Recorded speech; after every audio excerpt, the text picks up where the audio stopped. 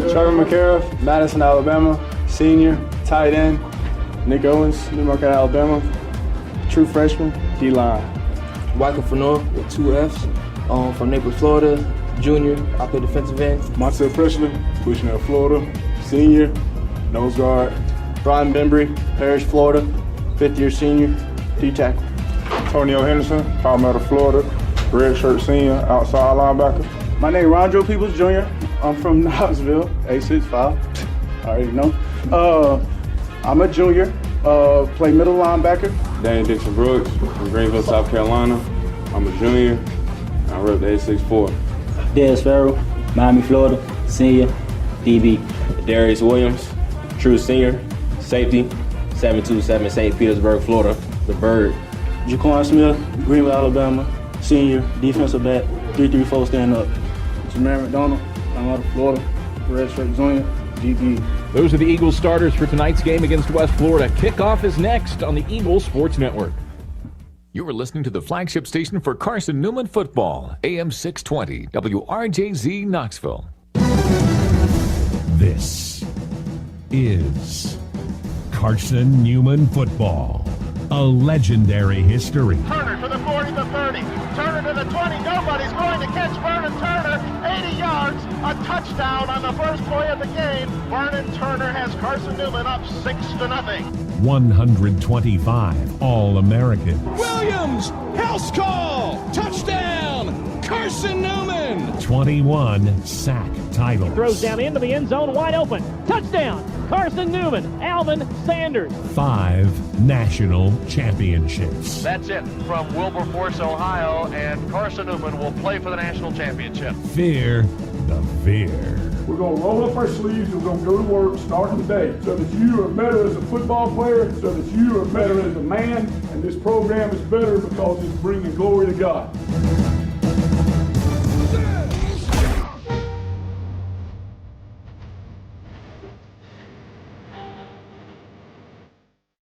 This is Carson-Newman football on the Eagle Sports Network. Today's game is brought to you in part by Appalachian Electric Cooperative, Domino's, the Carson-Newman Chick-fil-A, by ShopCNEagles.com, by the Kate Insurance Agency, the Eagle Club, the Bible Insurance Agency, by Coke Zero, the Tennessee National Guard, by Nagaha Electric, InterDigital, and by Lisa's Country Kitchen. Now, here's the voice of the Eagles, Adam Cavalier. We welcome you back to Burke-Tarr Stadium. Adam Cavalier alongside Michael Watring. Our spotter tonight is Brandon Roberts, and sideline reporter is Leanda Carey. Michael, your keys to this one as Carson-Newman wins the toss and elects to receive. It's got to be start fast. You look back to last season and that inability to score in the first quarter and give West Florida points early and often in that contest because you couldn't move the ball and then you fumbled it twice. I think that's going to be the big key for Carson-Newman. Come out quick, come out hot, and protect the football. Beautiful day here on a Thursday night at Mossy Creek as the Eagles and Argonauts meet for the second time.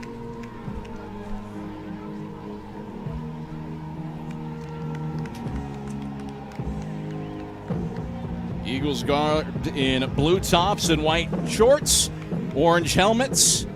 West Florida wears white jersey tops, blue pants, and blue helmets. Now let's head down to the sidelines, check in with Leanda Carey for today's weather.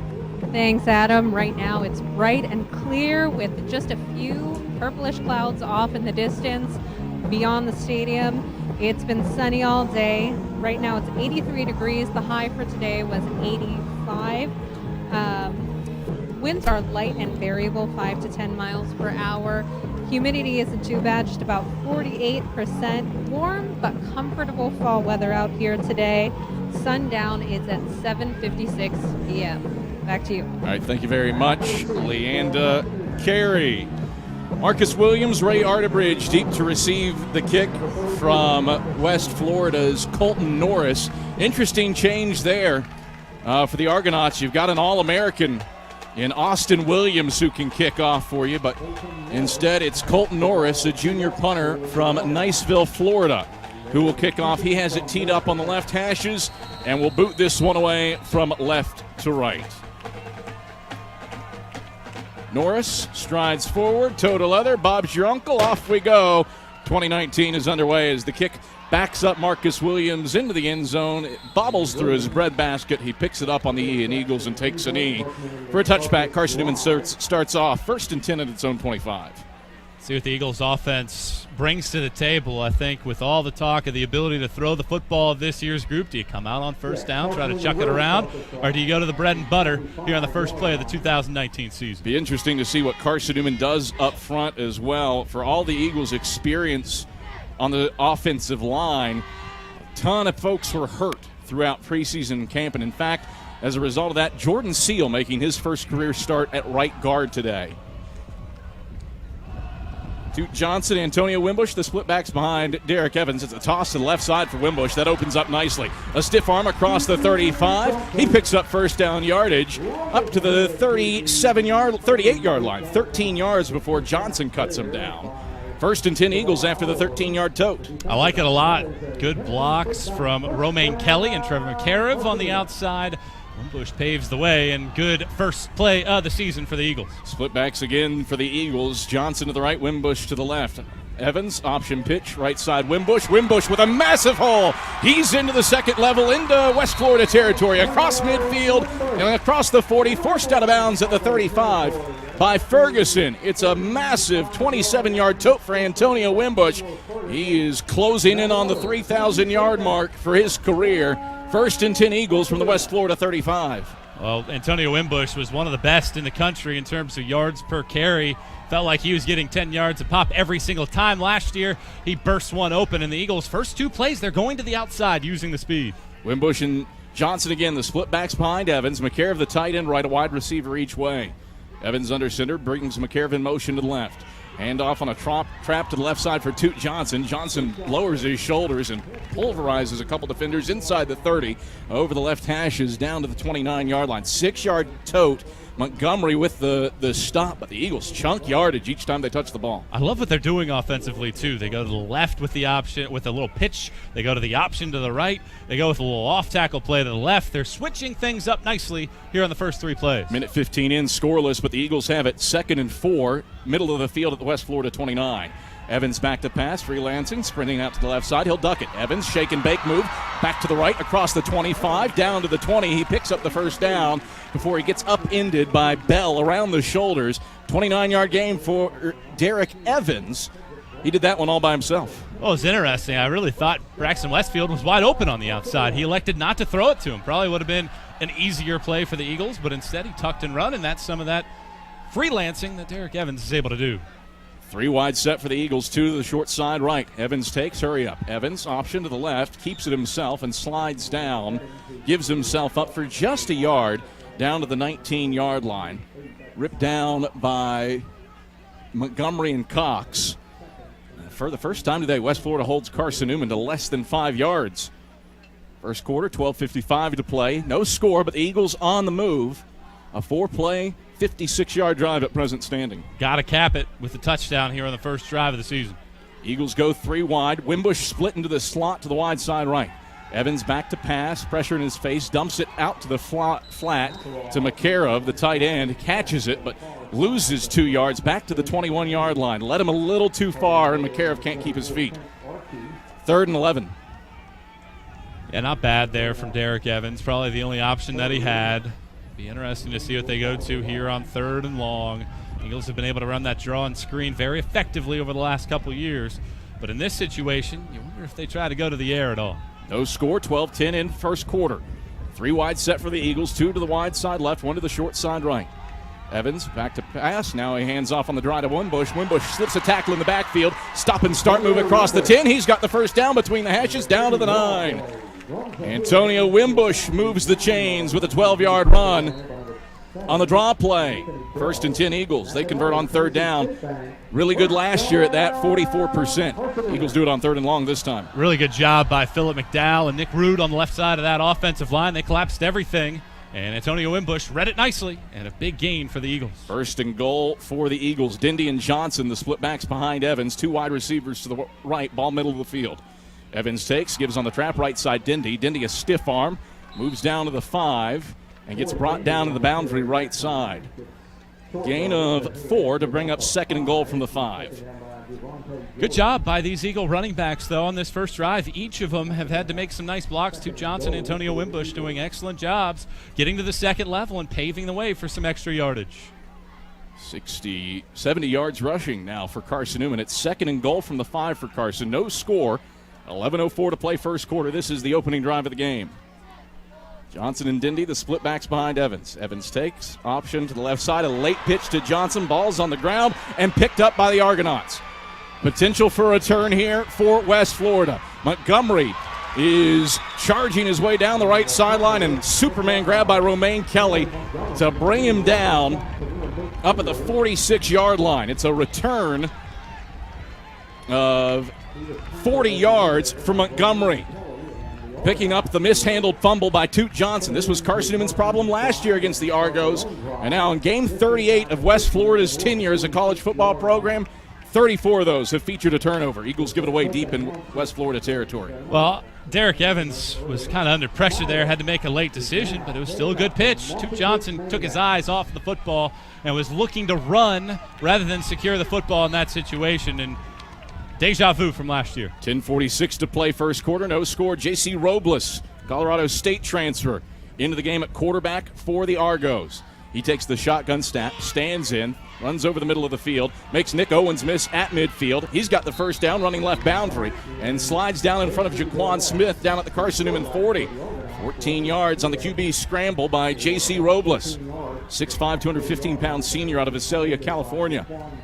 Should have been 7-0 Carson-Newman. Instead, now the defense has to buckle down. Robles in the gun with Newton to his right. Trips go to the wide side right, 4-man front for the Eagles.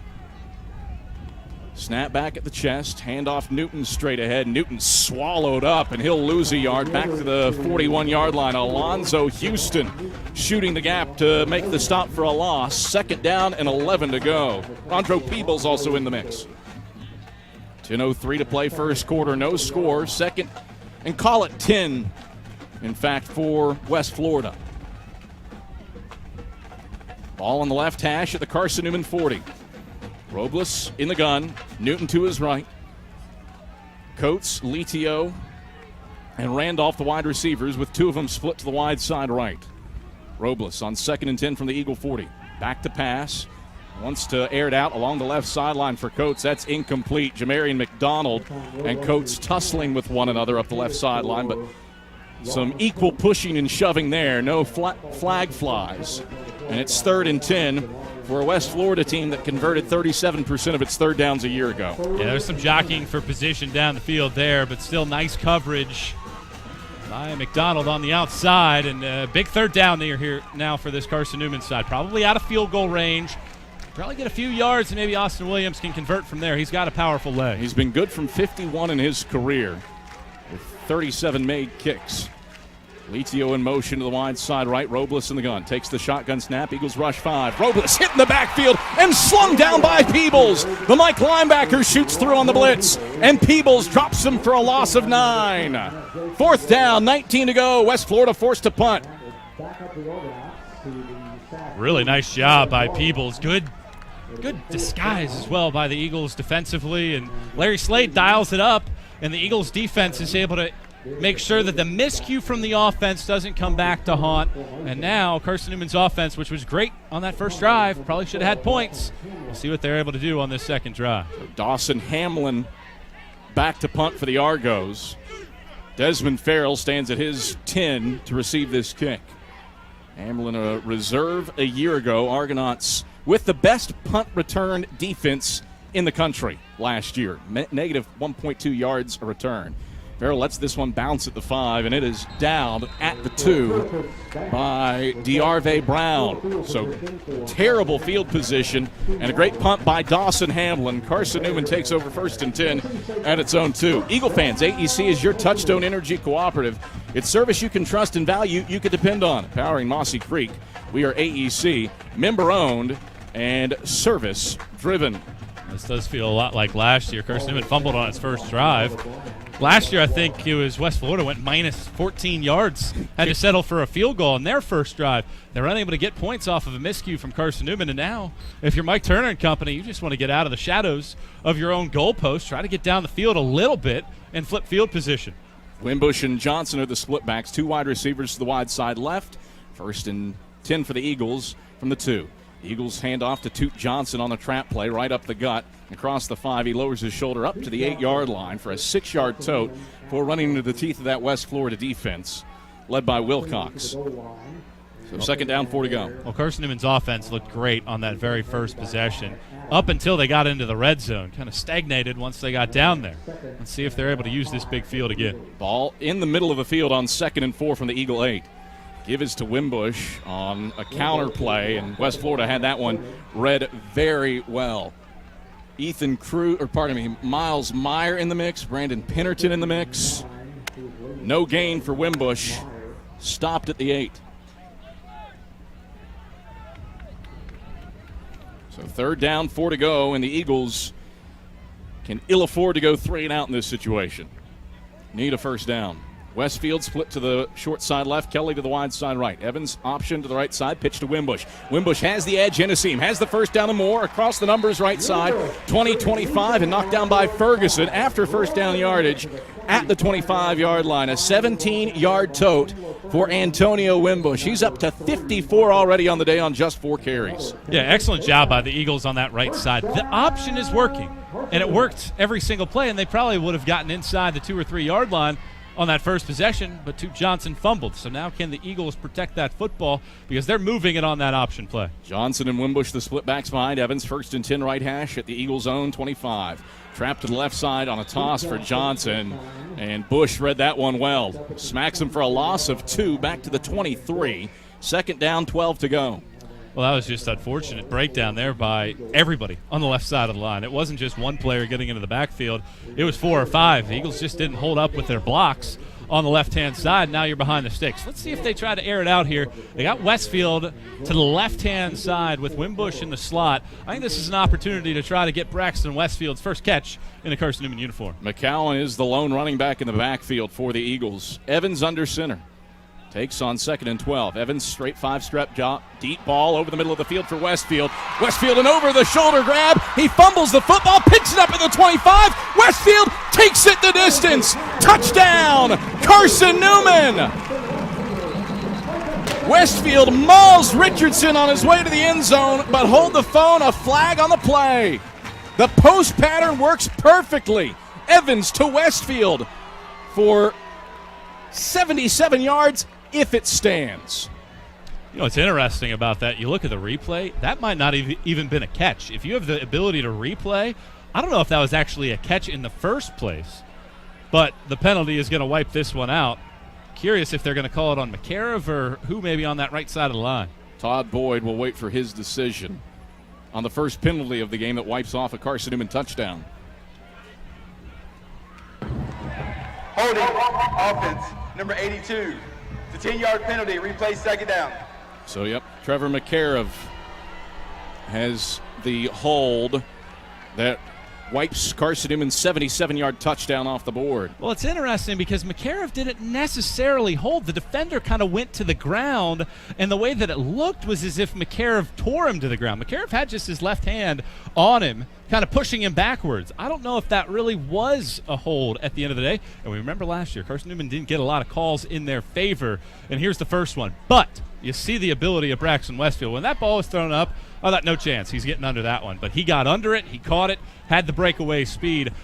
I think that is an opportunity for the Eagles to get him involved a lot on that kind of play. 2nd and 22 for Carson-Newman. McCowan and Dindy, the split backs behind Evans. 3 wide receivers set. Evans back to pass, pumps on furls, right sideline. That's complete to J.J. Lewis, the West Florida transfer, makes a catch against his former team and hauls it in along the right sideline up at the 20 for a 7-yard gain. 3rd down and 15 to go for the Eagles. Well, 3rd and 15. No Westfield on the field. He's getting a breather after that lengthy run. I think that this is a spot where you probably just run the little screen play, try to pick up a couple yards, see if it opens up. The last 3rd down situation that they had, 3rd and intermediate, they ran a draw and were able to pick up the 1st down. So I think this might be an opportunity to run that screen pass. McCowan, the lone man in the backfield. Dindy's in the slot. Evans rolling the pocket left. Wants the throwback screen and has it to McCowan. McCowan shuffles his way across the 30, spins, and gets brought down at the 30, short of the sticks by 5 yards. Screen works, but on 3rd and 15, it's Limehouse that makes the stop, and Carson-Newman will be forced to punt for the first time. Still no score with 5:18 to play first quarter. You know, Drake McCowan, very big, powerful back. If you have an elusive runner, you probably are able to get the first down if he's able to make a man miss, but McCowan just couldn't spin away because Limehouse was the only defender on that side of the field. Jaden Gardner and Karan Ashley back to receive this Nate Kraft punt. Freshman out of Salem, Virginia. Gets it away with his right boot. Gorgeous kick. Hangs it high. It'll come down to Ashley at the 30. Ashley hit by 1 and dropped by the 2nd. And the boundary left side. McCarriff with the stop.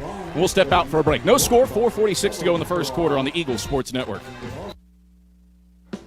Drive safer longer when you visit your local Michelin dealer, Fleet Tire, for a set of Michelin Defender tires. Michelin is the brand drivers turn to for tire options that deliver a safe, quiet, and comfortable ride. Fleet Tire, Woodland Avenue, exit 1B, Knoxville.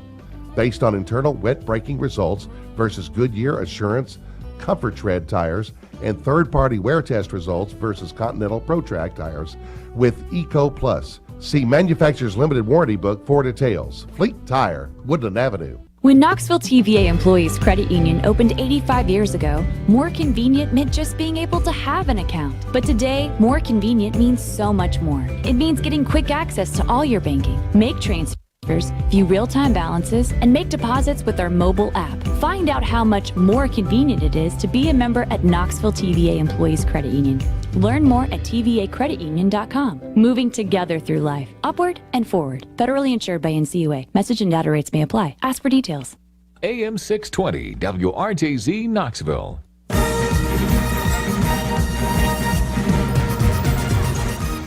Well, a penalty on that punt return, unnecessary roughness, or unnecessary roughing on Givens of West Florida. Backs the Argos up to the 15-yard line. 4:46 to play in the first quarter. Still no score. Carson-Newman has moved the ball. 91 yards of rushing, 107 yards of total offense, but a penalty wipes a 77-yard touchdown pass to Braxton Westfield off the board. The Eagles fumble it away when they have it inside the Argonaut 10, and that's why this sucker is still scoreless. West Florida just 7 yards of total offense. Hey, Eagle fans, Domino's is the official pizza of the Carson-Newman Eagles. When you're hungry, reach for Domino's. Get a large one-topping pizza for $4.99 with your Carson-Newman ID. Domino's is the official pizza of the Carson-Newman Eagles. So Argonauts take over 1st and 10 at their own 15-yard line. Robles in a pistol this time, and Anthony Johnson Jr., one of last year's rotation backs, is into the game as the single setback. 2 wide receivers to the wide side right and 1 to the short side left. Robles brings the line set. 4-man front for the Eagles. He takes a shotgun snap, hands off to Johnson, picks his way to the left side, and that goes absolutely nowhere. 3 Eagles led by Brian Bembry meet him for a loss of 3 back to the 12. Tried to pick his way to the left side of the line, but Johnson, nothing doing there. 2nd and 13. Well, this is a very experienced offensive line for West Florida. 4 of them are returning starters. The other one's a redshirt senior. Very experienced, a lot of snaps underneath their belt. But right now, Carson-Newman's defensive line, led by that anchor in the middle of Montel Presley and Brian Bembry, are getting the better of the Argos. 2nd and 13, West Florida from its own 12. 3-man front for the Eagles, showing blitzes from the linebackers in the gaps. Robles takes the shotgun snap, steps up in the pocket, dumps the ball left sideline, and that's over top of everybody, out of bounds for an incompletion up at the 40. Desmond Farrell was bracketing Kevin Grant the entire way. No shot there. It's 3rd and 12. It's textbook coverage there by Des Farrell. He was on that receiver the entire way, flipped his hips at the last second, and that ball was floated out of bounds. Eagles defensively holding up serve. This would be a nice opportunity for the Eagles defensively. Bring a little bit of pressure, try to get to the quarterback, maybe force a turnover in this situation. 3:59 to play first quarter. No score between Carson-Newman and a West Florida team that's receiving votes in the AFCA coaches poll. Blue tops, blue pant shorts for the Argonauts, moving left to right. 3rd and 13 from their own 12. Robles in the gun with Johnson behind him. Snap back. Robles takes the shotgun snap at the waist, steps up in the pocket, and is wrenched down for a sack. Brian Bembry grabs him around his calves and does the alligator death roll to bring him to the surface. A flag on the play, a loss of 2, but you're probably going to decline the flag. Illegal motion, offense number 32. That penalty will be declined. 4th down. Excellent rush by Bembry to force the 3-and-out. Yeah, that's an interesting play call, too, because that was not really a passing play. It was more of a little screen underneath. They were waiting for the drag from the backside. All the other receivers and running backs were down the field blocking. They were waiting for that ball to be unfurled because they were going to try to make it a kick return, punt return situation. Be able to shield on this near right sideline and try to run around that. No opportunity for Robles to find any receivers, and he was helpless in that situation. Hamlin will boot it away to Desmond Farrell. Again, West Florida punt return defense, negative 1.2 yards return last year. Hamlin stands between the E&S and Eagles in the end zone. No rush from Carson-Newman. He gets off a line drive spiral that backs Farrell up to the right hashes at the 33. Farrell running horizontally, cuts the corner, tight ropes along the left sideline, stop and start move, slips out of a tackle, reaches the football forward across the 45, and lands up at the 47-yard line. Smiley with the stop to halt a 14-yard return for Des Farrell. 1st and 10 Eagles when we come back after this on the Eagle Sports Network. At the Cade Insurance Agency, our focus is you. At Cade Insurance, we're your local agents, real, live members of the community, only 2 blocks from Carson-Newman. We understand the importance of having the proper coverages for your vehicle, whether it be taking a drive through the Smoky Mountains or just driving around listening to your Eagles play. Our team at Cade Insurance can help you get the best coverages with the best companies at competitive prices. Call 865-475-3391 for a quote today, or visit CadeInsuranceAgency.com. At InterDigital, we strive to be a leading provider of cutting-edge digital and marketing solutions. At InterDigital, we want to help our clients find success. Our team of technology gurus work together to ensure InterDigital continues to progress forward as technology advances. At InterDigital, we make technology work for you. Visit interdigital.com for IT support, web development, virtual tours, graphic design, internet marketing, mobile app, and film production services. InterDigital, laser focused on your success.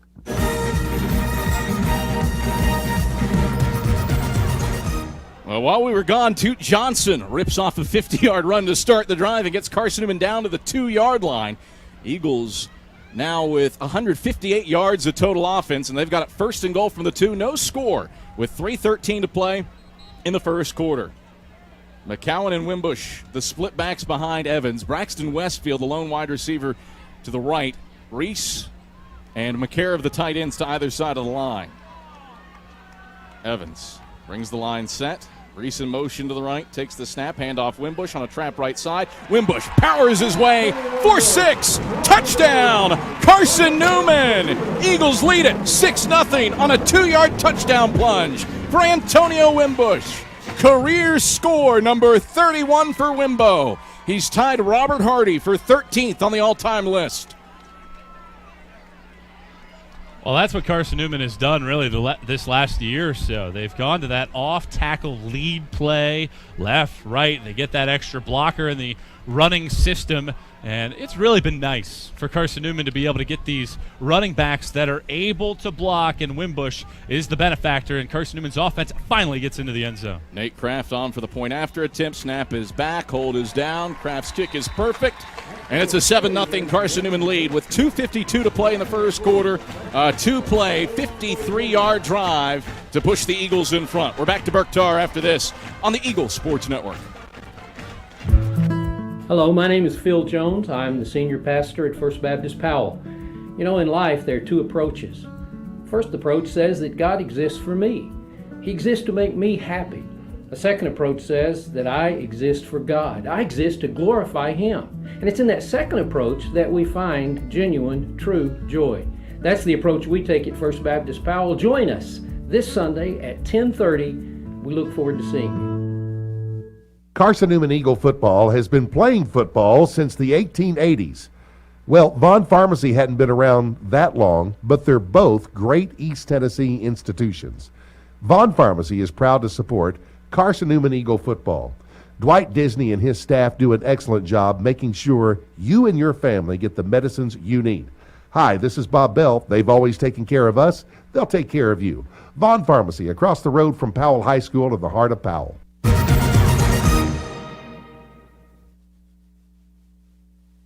All right, back at Burke-Tarr Stadium, Adam Cavalier, Michael Wattrang, 7-0. Carson-Newman finally leads it in a first quarter that Carson-Newman has dominated. 160 yards of total offense for the Eagles compared to 3 for the Argonauts. Marcus Clayton back to receive this Nate Kraft kick after a 2-play, 53-yard drive. Toot Johnson, a 51-yard run. Wimbush finishes it off with a 2-yard plunge for his 31st career rushing touchdown.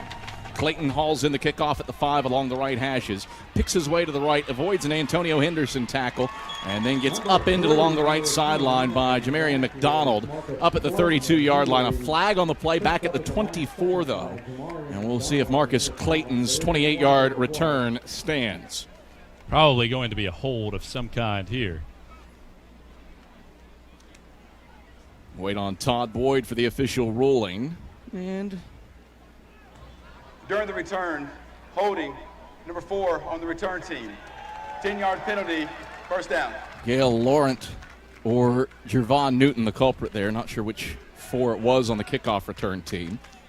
West Florida has 2 of them, but it backs up the Argonauts to their own 14-yard line. Hey, Eagle fans, Lisa's Country Kitchen serves the best home-cooked meals that the Lakeway region has to offer. Lisa's Country Kitchen, it is the official restaurant of the Carson-Newman Eagles. 7-0, Eagles lead it, 2:46 to play first quarter.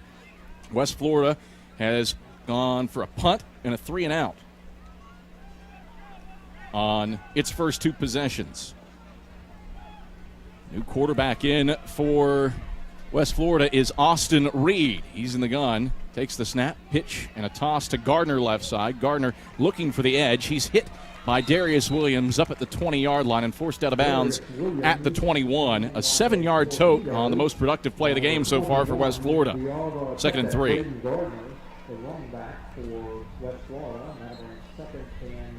West Florida doubles its total offensive output with that play right there. First really time the Argos have gone for positive yards on the ground, it feels like. Gardner behind Reed in the pistol again. Trips go to the wide side right, 1 to the short side left on 2nd and 3 from the Argonauts' own 21. Snap back to Reed. He runs to the left side, picking his way for a first down up the left sideline, across the 25, and forced down by Triplett up at the 28-yard line. 7 yards on back-to-back rushes for the Argonauts, and it's 1st and 10. Interesting dynamic here for West Florida.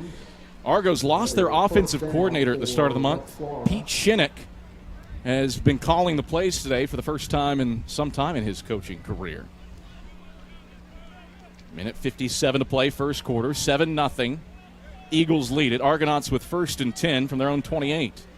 Reed in the pistol with Gardner behind him. Now he shuffles off to his left hip, trips to the wide side right. Reed back to pass, hits Litio in space over the middle of the field. Litio wrapped up immediately by Antonio Henderson at the 36-yard line, and he comes to a crumpling halt after an 8-yard gain. West Florida moving the football. 2nd down and 2 to go for the Argos. Clock winds inside of 85 seconds to play in the first quarter. 7-0 Eagles on top. Lee. Reed in the pistol. Gardner behind him. 4 wide set, 2 each direction. Ball spotted middle of the field with 70 seconds left first quarter. Eagles on top 7-0. Gardner off to the left hip of Reed now. Snap comes back at the chest. Hands off Gardner right side. Gardner piled up and stopped for no gain by Brian Bembry. And Radshawn Williams at the 36-yard line. 2nd down, or 3rd down, pardon me, and 2 to go. West Florida, a 3rd down here, 0 for 2 so far today. Argonauts slow getting folks in. Anthony Johnson Jr. is back in at running back. He's behind Austin Reed in the pistol. 2 tight ends, 2 wide receivers to the wide side left. Shotgun snap back, handoff to Johnson up the middle. Johnson piled up. He pushes the pile forward and picks up first down yardage up to the 39-yard line. Montel Presley and Brian Bembry, along with Radshawn Williams, stepping in there, but good enough for 3 yards and a first down for West Florida to convert its first 3rd down And that might be the final play of the first quarter. Eagles lead it 7-0. Eagles dominate it, but lead it just 7-0 thanks to a turnover and a penalty that wiped out a touchdown. We are back to Burke-Tarr Stadium with the second quarter after this on the Eagle Sports Network. Don't know what to wear on game day? Head over to shopseeandeagles.com for all of your Carson-Newman athletics gear. You can find clothing from Adidas, Columbia, Nike, and Under Armour to cover you from head to toe. ShopSeeAndEagles.com also has duffel bags, backpacks, jewelry, pet supplies, and gifts. Don't waste any more time. Prove you are the ultimate Carson-Newman fan with the official gear of the Eagles at ShopSeeAndEagles.com. Visit today. Dorm food got you down? Need a home-cooked meal? Then Lisa's Country Kitchen is for you. Lisa's Country Kitchen has been feeding Carson-Newman students for 15 years. Lisa's has a family-friendly atmosphere all day long, from the morning with her $2.99 breakfast specials to dinner with Lisa's fresh, never-frozen steaks. Carson-Newman students get a 10% discount with their student ID. Lisa's Country Kitchen on Route 92 off Old Andrew Johnson Highway. The best food for the best prices. We are back at Burke-Tarr Stadium. Eagles lead at 7-0 after one. Let's head down to the sidelines, check in with Leanda Carey. Thanks, Adam. After setting up that touchdown, Toot Johnson came off the field, guzzled some water, got a trainer, laid on the ground. He's got some pretty serious leg cramps going on. They've worked on him several times since then. It's right in his calves. They stretched him, used a machine that essentially punches him really hard in the calves, and worked on it several times. It looks like he will have no problems, but that is something to look for through the rest of the game. Back to you. All right, thanks, Leanda. 1st and 10 Argos from their own 39. Reed back to pass, loads of time over the middle of the field, incomplete to Coates. Flag flies in late from the back judge. Goes down as an incompletion for now. We'll see what Todd Boyd and this crew has to say. 7-0 Eagles. The difference right now in Antonio Wimbush 2-yard touchdown plunge. Here's Todd Boyd. Pass interference, defense, number 1. That's a spot foul, automatic first down. So Jamarian McDonald called for the pass interference. And it moves the football up to midfield. An 11-yard penalty there to give the Argonauts the first down. First really sustained drive for West Florida. They went 4 yards and a punt on 4 plays on the first, a 3-and-out, and minus 5 yards on the second. But a 6-play, 25-yard drive so far for the Argonauts. Johnson in the backfield to the right of Reed in the gun. 2 wide receivers each direction. Ball on the left hash. Wide side is to the right on 1st and 10 from midfield for the Argos. Reed back to pass, slings it to Litio in the flat right side, complete at the 40 in Carson-Newman territory, and yanked down by Darius Williams along the right sideline, down at the 37-yard line. 13 yards, and West Florida picks up its 3rd first down of the possession. Well, what the running game has done for West Florida, even though they haven't been overly successful in it, averaging just 2 yards per rush so far, has brought Carson-Newman's linebackers up towards the line of scrimmage. Last 2 pass plays, they have bailed towards the line of scrimmage, and there's been some room in the secondary. 1st and 10 Argos, right hash at the Eagle 37. Reed in the pistol, Johnson behind him. Trips go to the wide side left, a lone man to the short side right. 3-man front for the Eagles. 3-3-5 look for Carson-Newman. Eagles show blitz. It's a QB draw for Reed. He's got wheels. Breaks across the middle of the field inside the 30 and knocked down by DeMarcus Jones, a reserve cornerback, down at the 28-yard line. 9 yards, and West Florida getting haul after haul on this possession. Well, they ran the ball right where Carson-Newman brought its blitz, and by moving the running back in motion, that was able to stymie the initial blitzer, and that left a huge hole right at the second level of Carson-Newman's defense. And right now, Reed has shown that not only has he been able to run the football, but he's been much more effective throwing the ball. 2nd down, 1 yard to go for the Argos, middle of the field at the Eagle 28. Newton back into the game at running back. Reed takes the shotgun snap, blitz from behind, avoids pressure, zips over the middle of the field, and it's intercepted at the goal line. Ray Arterbridge snags it, weaves his way between the hashes, and gets snatched by the turf monster and knocked down up at the 12. Ray Arterbridge read it perfectly and broke to the middle of the field to seize the read pass for the INT, returns it 14 yards, turnover game even, Eagles get some sudden change. Well, I really like that from Arterbridge. He did an excellent job of reading the quarterback's eyes. It was great original defense, and then as soon as he saw that ball uncorked, he was able to slide in front and pick it off. Carson-Newman's defense has looked extremely stout here early. But it'd be critical for Carson-Newman to get some more points because as good as the defense has played, it's still just a one-score game. This was something that Carson-Newman struggled with last year, converting turnovers into points. Eagles have it 1st and 10 at their own 13. McCowan and Wimbush, the splitbacks. It's a draw for Wimbush. Wimbush hits the hole, gets hit as he moves through it, and stumbles his way up to the 15 for a 2-yard gain. 2nd down and 8 to go. Antonio Wimbush, 59 yards rushing on the day now on all of 6 carries. He is just 21 yards away from matching Tyron Douglas for 11th on the all-time list. 2nd and 8 Eagles toward the right hash at their own 15, leading 7-0. Evans takes the shot, the snap, airs it out, deep ball to the right sideline for Westfield. Westfield trying to come back to get it. It's incomplete. Sherrod Oliver makes contact with him as the ball gets there and is able to dislodge it. Westfield had it in his hands, but he was hauling it in on top of Oliver's helmet. 3rd down, 8 to go. Well, Oliver comes from that powerhouse of a program in Miami Northwestern. That's as good as it gets in the country in terms of producing high major talent. And he was right on Westfield the entire way. Excellent defensive coverage. Probably a little bit of pushing and shoving, but that went both ways. I do like that Carson-Newman has taken 2 chances at Westfield here in this quarter, or so far in this first half. I think they need to continue to do that to keep this defensive backfield honest. One man in the backfield for the Eagles on 3rd and 8. Evans takes the snap, plenty of time. Pumps, now he'll run right sideline across the 20, slides down at the sticks and picks up the 1st down at the 23-yard line, evading the incoming Andre Duncombe Jr. A gain of 8 and a 1st down, heady play by Derek Evans. It is, but we're not 100% sure that he got the 1st down. The ball is spotted almost on this near right sideline. The sticks are on the opposite side, and they give Carson-Newman the 1st down. If you slide, it's where the ball is when you start your slide. If you dive, then it's where the ball ends up when you hit the surface. So that's where Evans needs to understand where the sticks are. Probably could have dove and made that a lot easier rather than having the officials need to halt action for a few seconds and double check. 12:42 to play first half, 7-0 Eagles in the driver's seat. Eagles have outgained West Florida, $170 to 50 in terms of total offense.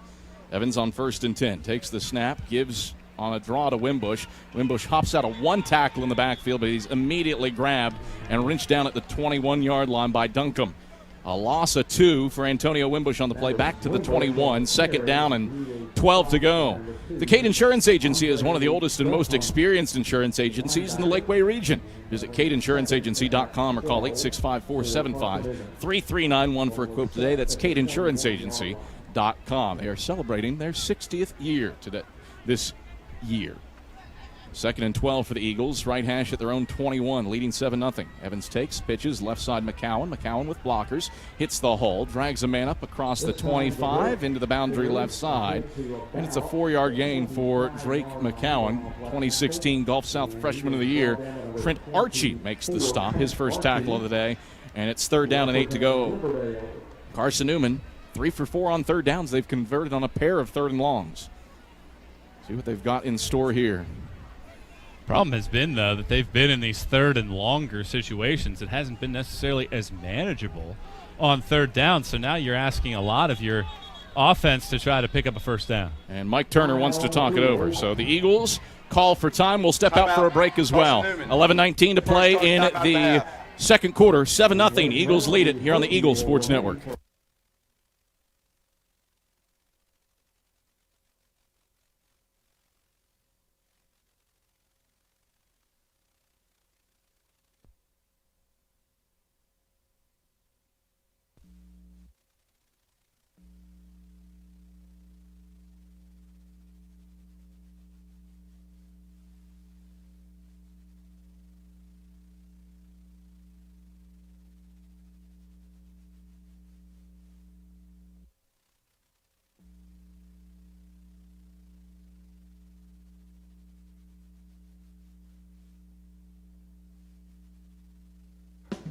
Drive safer longer when you visit your local Michelin dealer, Fleet Tire, for a set of Michelin Defender tires.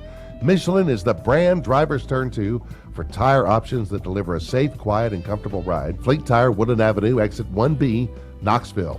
Based on internal wet braking results versus Goodyear, Assurance, Comfort Tread tires, and third-party wear test results versus Continental ProTrack tires with Eco Plus. See manufacturer's limited warranty book for details. Fleet Tire, Woodland Avenue. When Knoxville TVA Employees Credit Union opened 85 years ago, more convenient meant just being able to have an account. But today, more convenient means so much more. It means getting quick access to all your banking, make transfers, view real-time balances, and make deposits with our mobile app. Find out how much more convenient it is to be a member at Knoxville TVA Employees Credit Union. Learn more at tvacreditunion.com. Moving together through life, upward and forward. Federally insured by NCUA. Message and data rates may apply. Ask for details.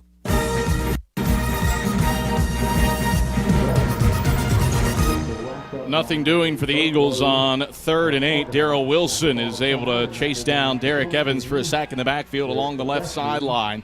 Back at the 22-yard line for a loss of 3. And the Eagles are forced to punt for the second time today. Eagles have a touchdown, a pair of punts, and lost a fumble inside the 5. Arguably, this should be a 21-0 game. Instead, just 7-0 in favor of Carson-Newman with 10:39 to play in the second quarter. Nate Kraft on to punt for the Eagles. He'll send it to Karan Ashley. Low snap. Kraft picks it up, gets off a wobbler. Ashley fields it at the 40, makes one man miss, makes another man miss, heads straight ahead over the left hashes and gets brought down up at the 39-yard line for a 4-yard return. Zach Talley with the stop on the punt return, and West Florida takes over with 1st and 10 from its own 39-yard line. Argonauts moved the ball the last drive, but Ray Arterbridge with a pick at the goal line. The reason why West Florida still shut out in this one. Well, for as well as Carson-Newman has played so far in this football game, the ability to move the ball so far, 172 yards to just 50 from West Florida.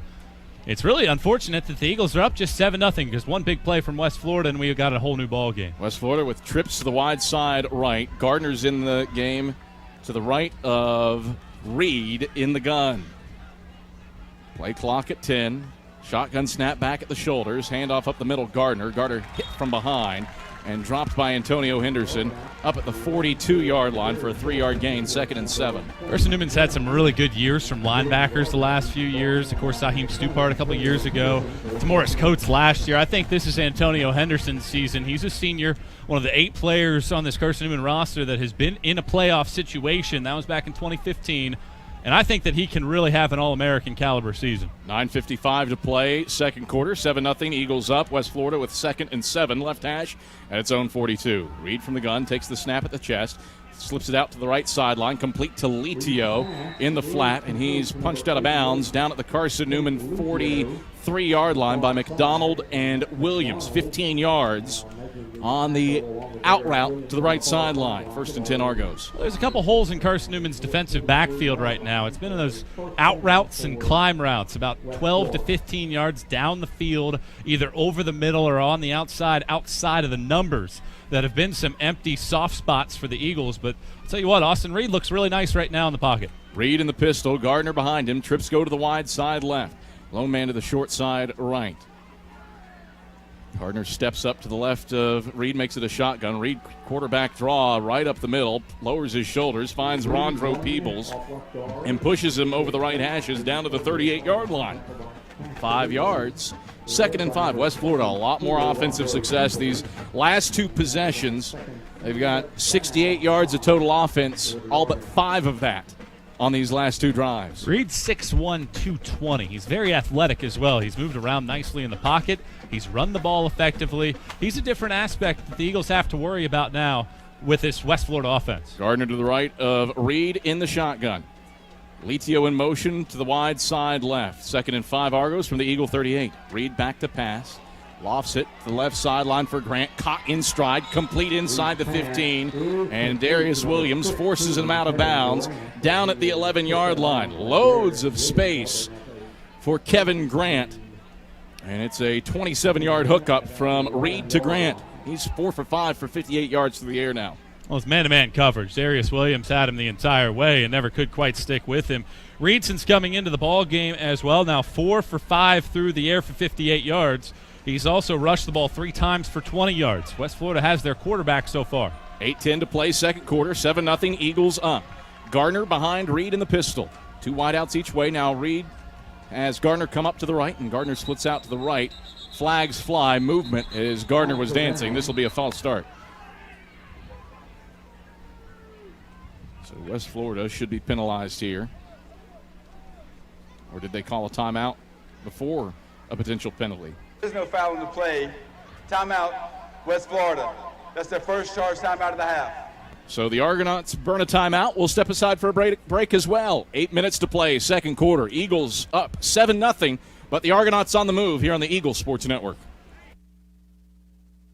Serving East Tennessee for 40 years, Magaha Electric is the perfect choice for all your electrical projects. Magaha Electric specializes in commercial, retail, manufacturing, residential, and industrial contracting needs. Magaha Electric can provide superior service, technical know-how, and realistic budgeting for any size project in a timely, cost-effective manner. Visit MagahaElectric.com for all your electrical contracting needs. Magaha Electric, your East Tennessee electrical contracting source. I joined the Guard for the simple fact that I could be home and also in the military. So I can have a civilian job and also in the military. Final! I would tell somebody who's trying to join the Guard or thinking about it that it's a great opportunity. Opportunities for school, training, discipline, leadership. There's a lot of opportunities. It broadens your spectrum of life. 278-ACR to 70000 to join the Tennessee Army National Guard.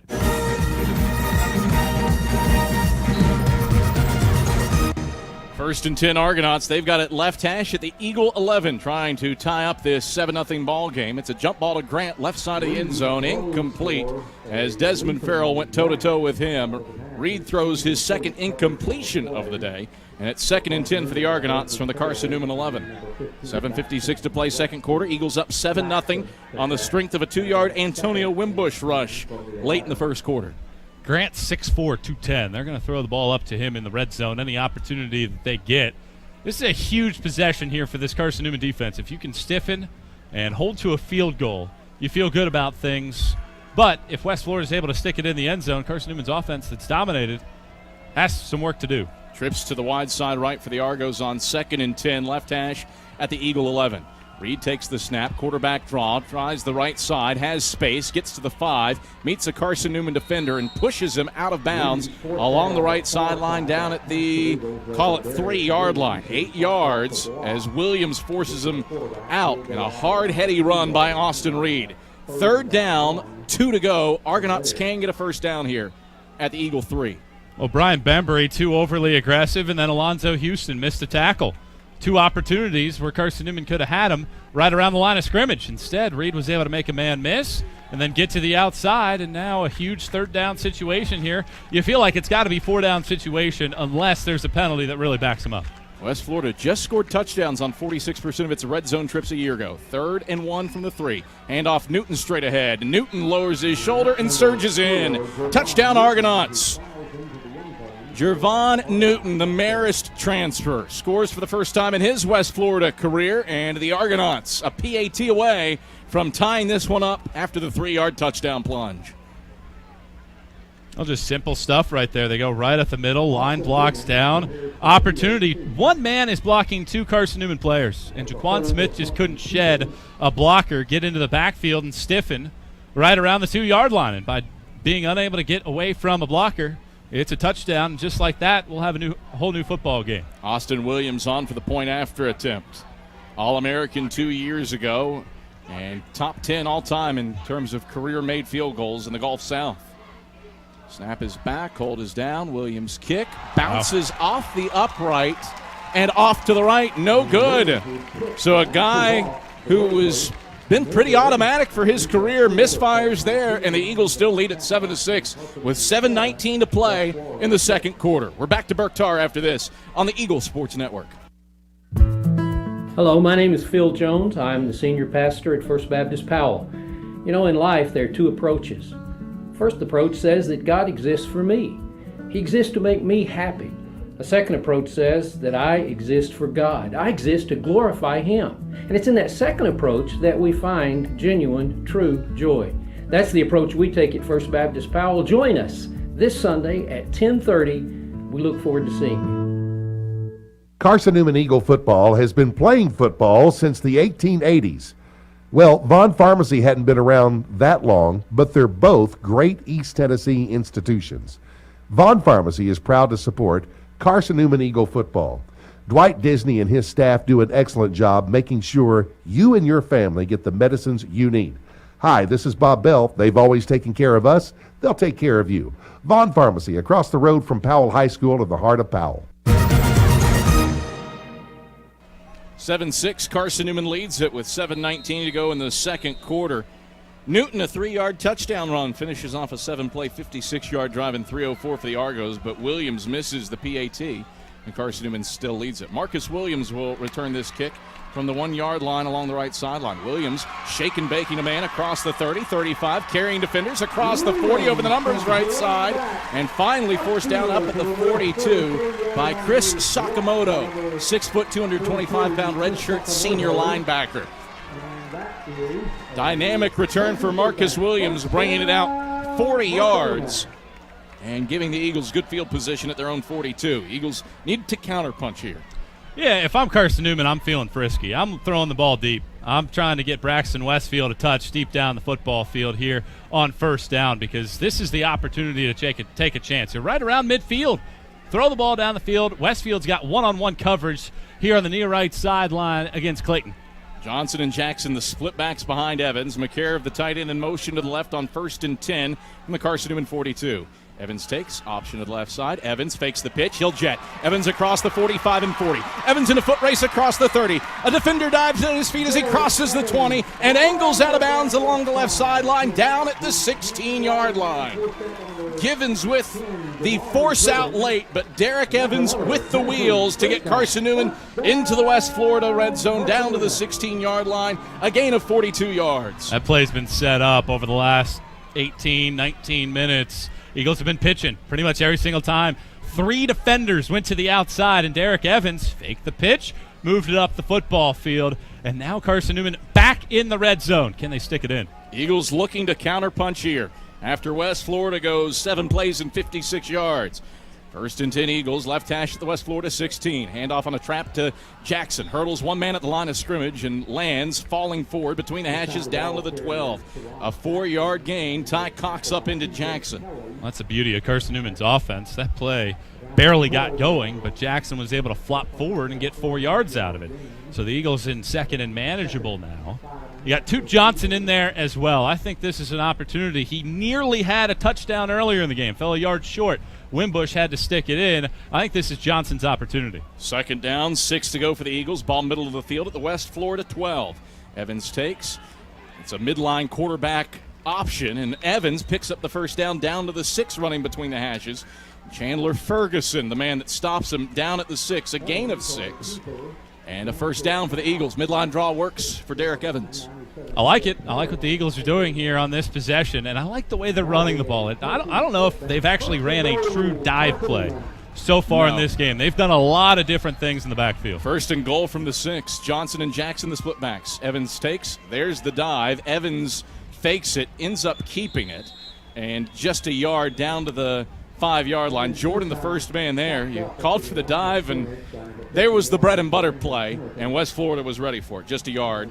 2nd and goal from the 5. I think here's where we get that halfback lead. I think this is a great opportunity to run what you were able to run earlier in the football game to get a touchdown out of it, and you try to do that lead play. The big boys come in for West Florida, and that includes 6'1", 320-pound junior in Cotilla Delgado. Good hyphenated last name situation. Solid first name, last name combo, too. 2nd and goal from the 5 for the Eagles. Evans under center with Jackson and Johnson, the split backs.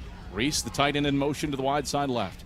Evans takes. He'll keep it on another midline draw, and West Florida hits him from behind. A gain of maybe a half a yard. Kelly, the man that blasted him. Call it a no gain at the 5, 3rd and goal. Well, Coach Pete Shinnick talked about how big his defensive line is this year. They start 3 guys up front that are 280 plus. They have the size that he really hasn't had in his first couple of years with the Argos. Now let's see if Carson-Newman's offensive line is able to block. 3rd and goal from the 5. Evans takes, option to the right side. Evans keeps it, lurches forward, and gets hit by Ferguson at the waist, knocks him down to the 3. 2-yard gain, and 4 down territory here, Michael Watring, or do you let Nate Kraft pooch it in? I mean, I'm going for it, but, I'm a gambler. I like rolling the dice in these situations. But Mike Turner wants to get the new kicker out there and give him an opportunity to put points on the board. But honestly, that's all set up by the inability to get yards on 1st and 2nd down. If you're able to get down to the 2, you probably do go for it. But the fact that you're only able to get 3 yards on 3 plays, you think to yourself, let's take the points. Kraft on for his first career collegiate field goal. Snap is back, Udy's hole is down, and Kraft's kick is pure. All good for Nate Kraft, the Salem, Virginia native. Pushes the Eagles' lead back to 4. It's 10-6 Carson-Newman with 3:31 to play in the second quarter. We return to Burke-Tarr Stadium after these messages on the Eagle Sports Network. Best tailgate? It's gotta be burgers. And an ice-cold Coke. Real football y pollo asado. Hoops and wings. Dude, subs. Nah, hot dog. No, Dodger dog. I'll drink to that. Pass me a Coke. It's gotta be crawfish. Mac and cheese. No. 7-layer dip. Ribs. No contest. Hummus. What? You need a hot grill. And an ice-cold Coke. Of course. Football and Coke. Come on. It's got to be Coke. Game day? Race day. Calls for Coke. You know it. It's tailgating 101. Domino's Pizza in Jefferson City and Morristown wants to help feed your business. When you're hungry at lunch, show your business card at Domino's in Jefferson City and Morristown when you make your purchase for pickup or delivery to get 25% off the entire order. That's 25% off your order at Domino's in Jeff City and Morristown when you show your business card. Call 865-471-6700 to get a pizza. Domino's, the official pizza of the Carson-Newman Eagles. 3:31 to play in the first half. It's a 10-6 lead for Carson-Newman over West Florida. Nate Kraft boots a 20-yard field goal to finish off a 7-play, 55-yard drive in 3:39. But the Eagles had it 1st and goal at the 5. As Clayton is deep to receive Kraft's kickoff. Clayton backs up 5 yards deep in the end zone, catches it between the A&E and Eagles, and promptly takes an E for the touchback. And big situation here for West Florida, a chance to potentially go 2 for 1, 3:31 on the clock, and the Argonauts do get the football to start the second half. Well, the 2 offensive possessions in which Austin Reed has been able to manage since he's been out there Media timeout. have gone 8 plays, 58 yards, and 7 plays, 56 yards. So he's been able to manufacture some good offensive drives. Hey, Eagle fans, check out Carson-Newman Athletics' official online store at shopseeandeagles.com. Shopseeandeagles.com features more than 1,100 products from T-shirts and polos to phone skins and pet collars. Shopseeandeagles.com. It's the official online store of the Carson-Newman Eagles. Always a chance to get some branded candy, some sour cherry balls that we are big fans of here on the Eagle Sports Network. Makes for a great Christmas present. Now's the time, never too early to start Christmas shopping. Head over to shopseeandeagles.com and get yourself some sour cherry balls. Big recommendation here from the ESN, of course. Plenty of items to choose from for your loved one who loves orange and blue. Big drive here, Michael, for West Florida. If you're the Argonauts, really a chance to make things interesting if you can put points on the board. And I think another interesting aspect of things here, too, I mean, a 3-and-out. If Carson-Newman's defense can get a big 3-and-out, maybe you got a chance to put some points on the board in your direction. I mean, this game has, honestly, the exact same kind of feel as we had a year ago. It was a 9-6 game at halftime.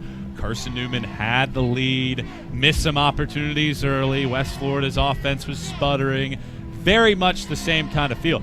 What's big here on this possession, like you said, if West Florida can get the ball down the field, get some points on the board before half, they get the ball to start the second half, and they're in the driver's seat. If Carson-Newman's defense steps up, maybe gets a few points in their own right, things change. This is a huge possession in this game.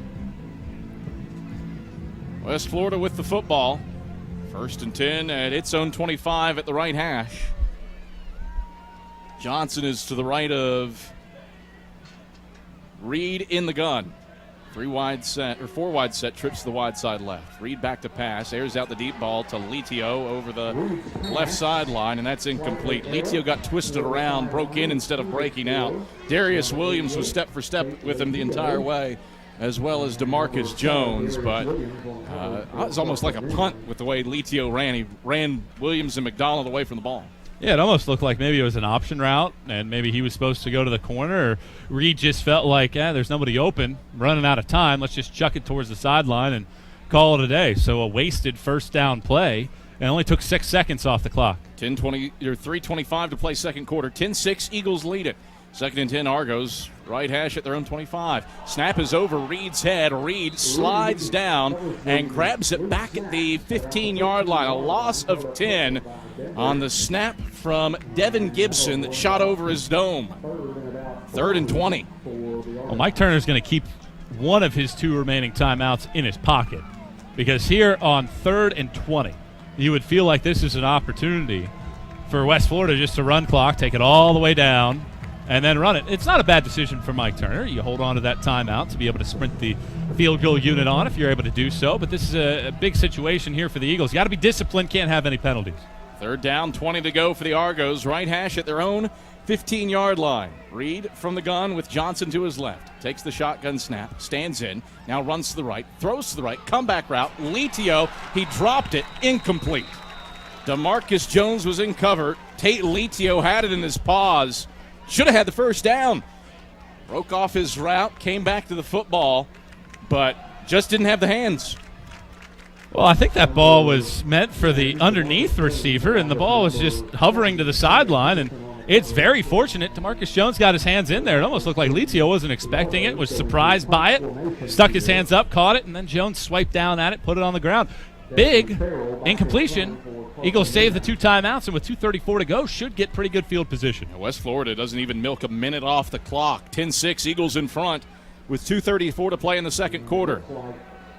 Dawson Hamlin on to punt, and whistles blow this dead before it can even get rolling. Did the clock start prematurely, potentially? It definitely looks like it, because 7 seconds came off the clock before the ball was even snapped. Delay of game, offense, number 12.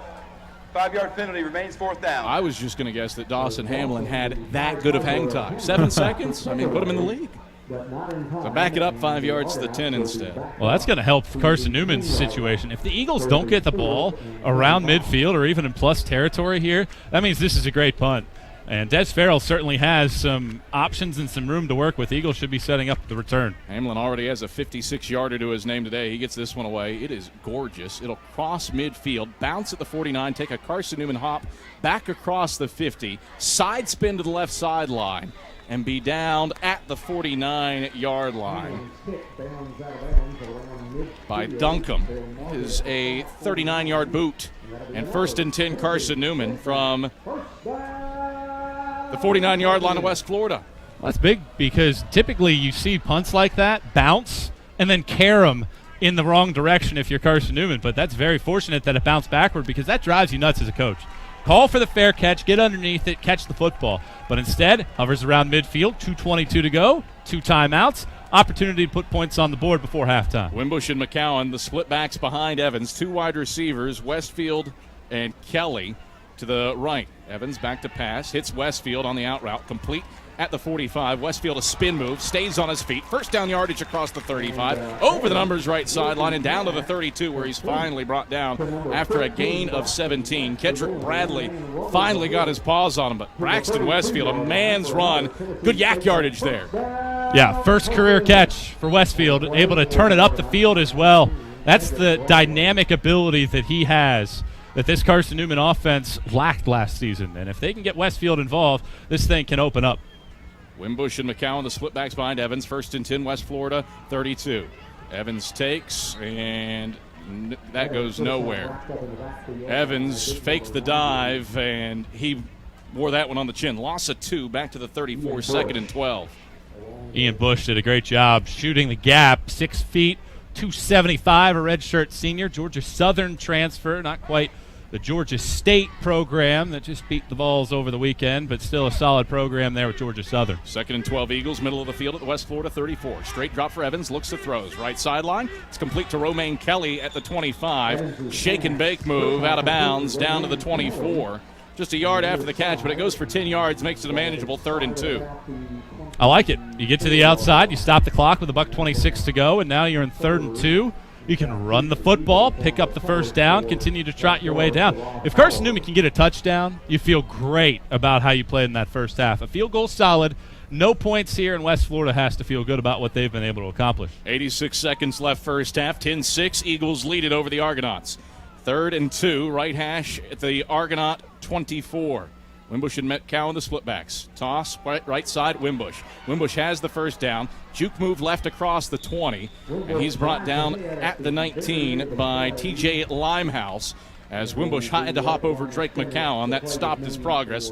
Regardless, good enough for 5 yards and a first down. Antonio Wimbush, 62 yards, 18 away from 11th on the all-time list. I liked for him to get out of bounds in that situation. He didn't need to cut it back up the field, get out of bounds, stop the clock, and get the offense back out there. But you're in the red zone here with 65 ticks to go. Wimbush and McCowan split backs behind Evans. 1st and 10 from the West Florida 19. Handoff on a trap left side, McCowan just a yard down to the 18, running between the hashes, and Mike Turner burns a timeout. Matthew Gotel with the stop after the yard gain.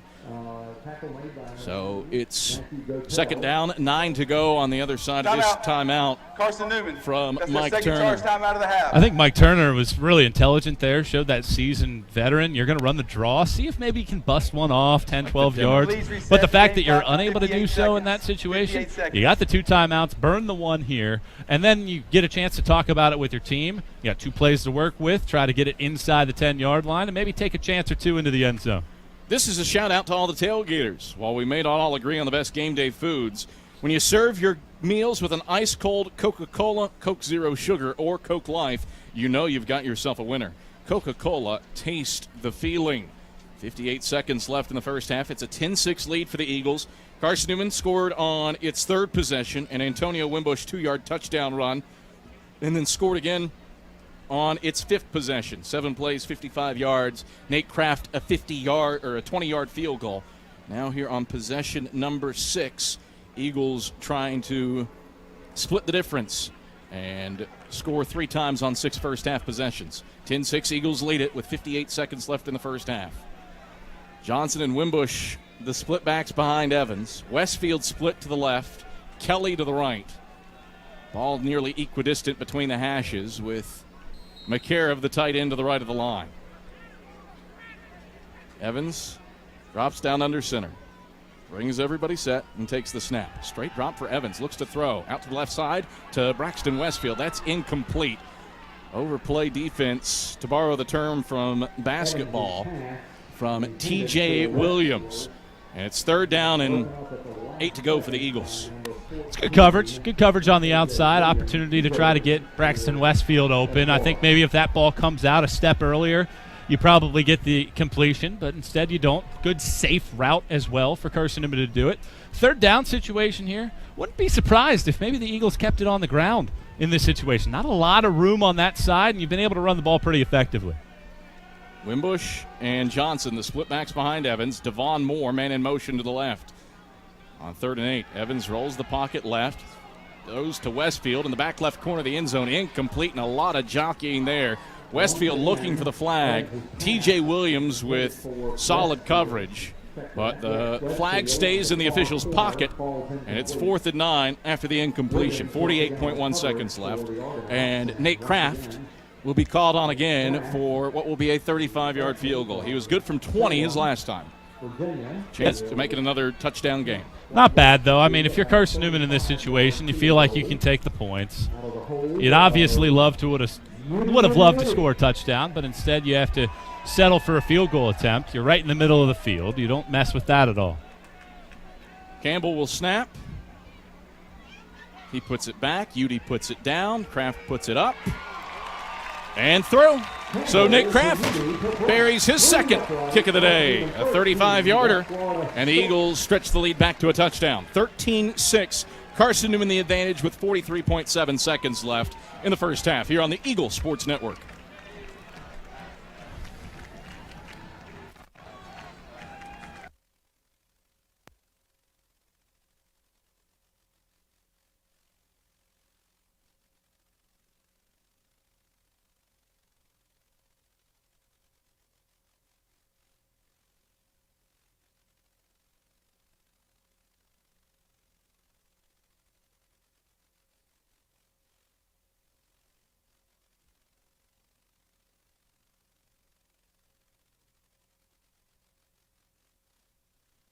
Convenient meant just being able to have an account. But today, more convenient means so much more. It means getting quick access to all your banking, make transfers, view real-time balances, and make deposits with our mobile app. Find out how much more convenient it is to be a member at Knoxville TVA Employees Credit Union. Learn more at tvacreditunion.com. Moving together through life, upward and forward. Federally insured by NCUA. Message and data rates may apply. Ask for details. WRJZ Knoxville.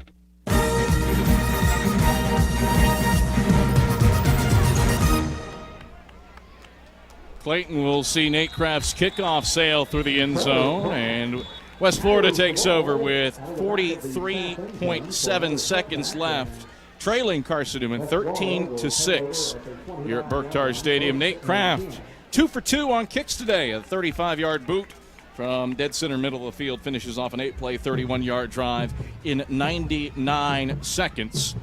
And West Florida takes over 1st and 10 at its own 25-yard line. Newton is the single setback for the Argonauts, who appear set to take a knee and head into the halftime locker room down a touchdown. Very fortuitous to be down just a touchdown. Eagles fumbled the football inside of their 5 on one possession and had a 77-yard touchdown catch to Braxton Westfield called back. And timeout. Carson-Newman, that is their 3rd and final timeout. Eagles burn a timeout. Not entirely certain for what reason there, but they had 11 on the field, so it wasn't an issue there. Not certain if somebody was shaken up. West Florida was in the kneel-down position. Hey, Eagle fans, serving East Tennessee for 40 years, Magaha Electric is the perfect choice for all your electrical projects.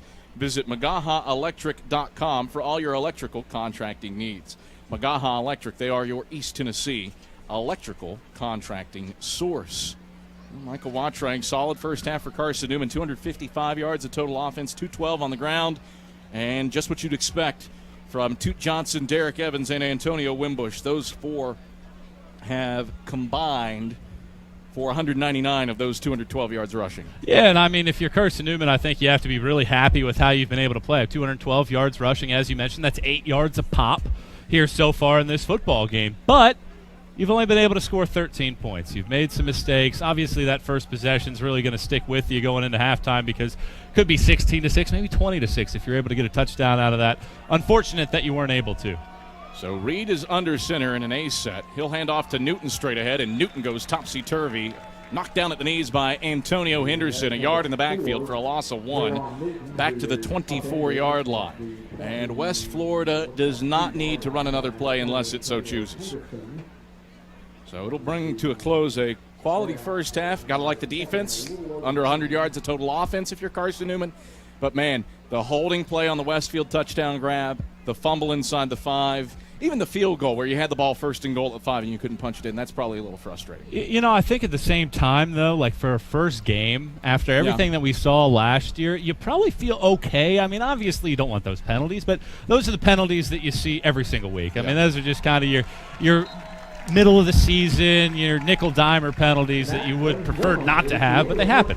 Overall, a fairly clean first half of football, a mistake or two here or there for Carson-Newman, but some things to build upon. And now you look at the second half, which coaching staff makes the adjustments? Last year's West Florida, Eagles 69 yards total offense in the second half last season. Let's see if they're able to make those adjustments this year. At the break, it's Carson-Newman 13 and West Florida 6. ShopSeatEagles.com halftime reports up next after this on the Eagle Sports Network.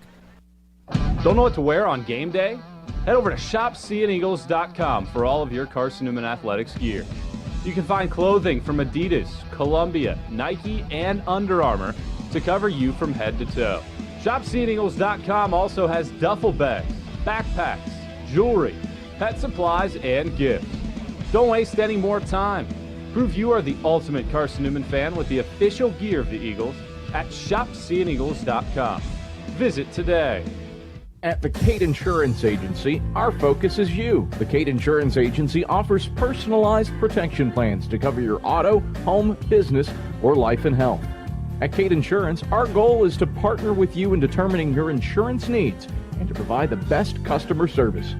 At Kate Insurance, we believe that loyalty is a quality that is earned. You are important to us. Call 865-475-3391 for a quote today or visit kateinsuranceagency.com. Touchdown! More great Carson-Newman memories are headed your way in 60 seconds on the Eagles Sports Network. Hello, my name is Phil Jones. I'm the senior pastor at First Baptist Powell. You know, in life there are two approaches. First approach says that God exists for me. He exists to make me happy. A second approach says that I exist for God. I exist to glorify Him. And it's in that second approach that we find genuine, true joy.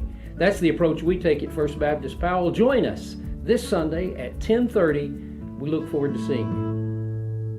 Carson-Newman Eagle football has been playing football since the 1880s. Well, Vaughn Pharmacy hadn't been around that long, but they're both great East Tennessee institutions. Vaughn Pharmacy is proud to support Carson-Newman Eagle football. Dwight Disney and his staff do an excellent job making sure you and your family get the medicines you need. Hi, this is Bob Bell. They've always taken care of us. They'll take care of you. Vaughn Pharmacy, across the road from Powell High School in the heart of Powell.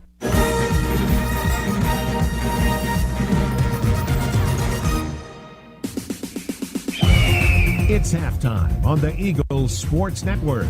Highlights, scores, and stats are headed your way. Straight ahead! Touchdown! Carson-Newman! Now let's head back to the field. Here's the voice of the Eagles, Adam Cavalier. All right, back at Burke-Tarr Stadium, Adam Cavalier, glad to have you alongside here on the ShopSeeingEagles.com halftime report where Carson-Newman leads West Florida 13-6, a first half that potentially obscures just how dominant Carson-Newman was in terms of the score. Eagles outgained the Argonauts 255 yards to 95 yards of total offense.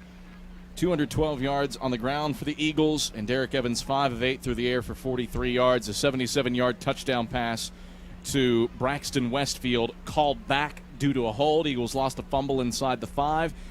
Really, this game could be 27-6 if not for those two plays for Carson-Newman. Eagles score 3 times. First came on the third drive of the game. Antonio Wimbush pushes it in from 2 yards out to finish off a 2-play, 53-yard drive in a minute, 1 second. And that gave Carson-Newman a 7-0 lead. West Florida would throw a pick on its next possession at the goal line, but the Eagles couldn't take advantage, punted after getting out to the 22. West Florida counters with a 7-play, 56-yard drive, takes 3:54 off the clock, and Newton pushes it in from 3 yards out. But from there, Eagles in charge the rest of the way on the leg of Nate Kraft.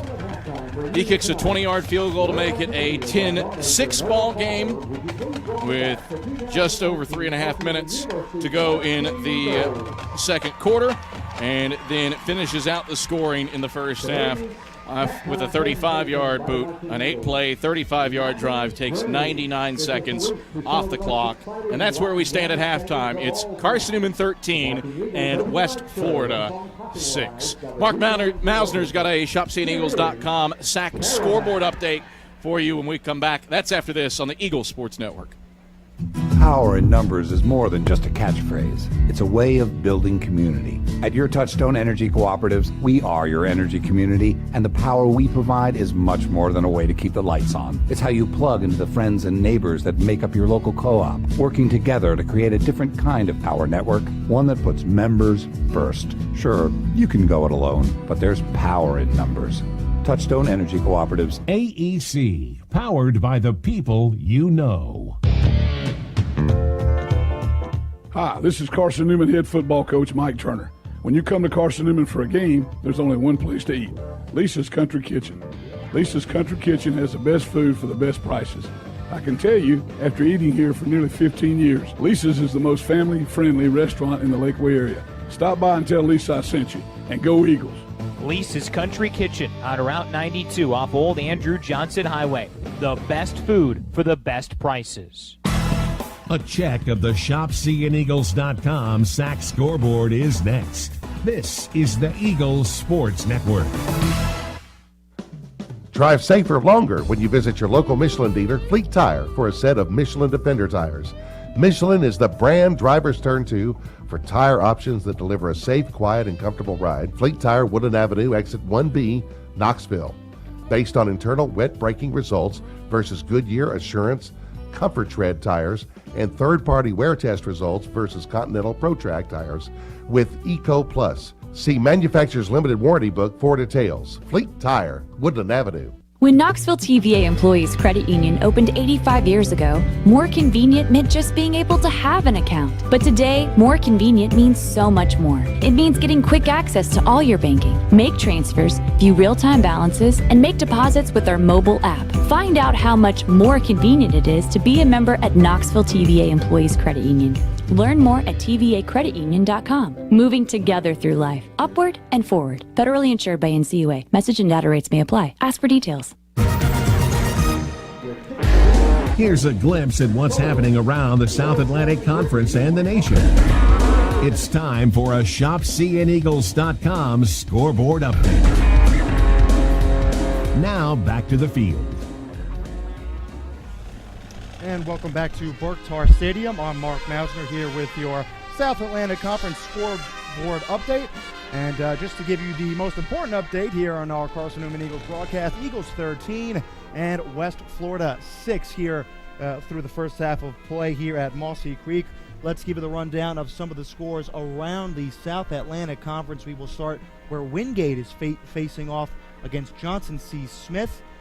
And it is a 6-0 game there. And again, remember, Wingate is coming off a 9-4 season, including being 5-2 in conference play. They have the third best defense in the conference last season in the SAC behind Tusculum and Newberry. So far, again, shutting out Johnson C. Smith.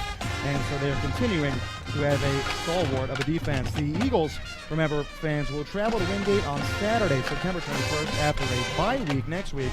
The Carson-Newman fans, be sure to keep an eye on this game, as Wingate will be coming up after this game here against the University of West Florida. And for information on Johnson C. Smith, they went 2-8 last season. The Golden Bulls are a member of the Central Intercollegiate Athletic Association. Other games going on around the South Atlantic Conference. Newberry is hosting North Greenville in Tigerville. That game kicked off at 7. Remember, last year the Wolves went 5-6 overall, despite having the number 1 ranked defense in the SAC so far. They are the ones being shut out 3-0 against North Greenville. And taking a look at some of the stats for Newberry, Dre Harris has 9 catches for 101 yards, no touchdowns so far. For the North Greenville, it is London Johnson with 87 yards passing so far on 10 attempts there. And again, just a 3-0 ball game. North Greenville leading there.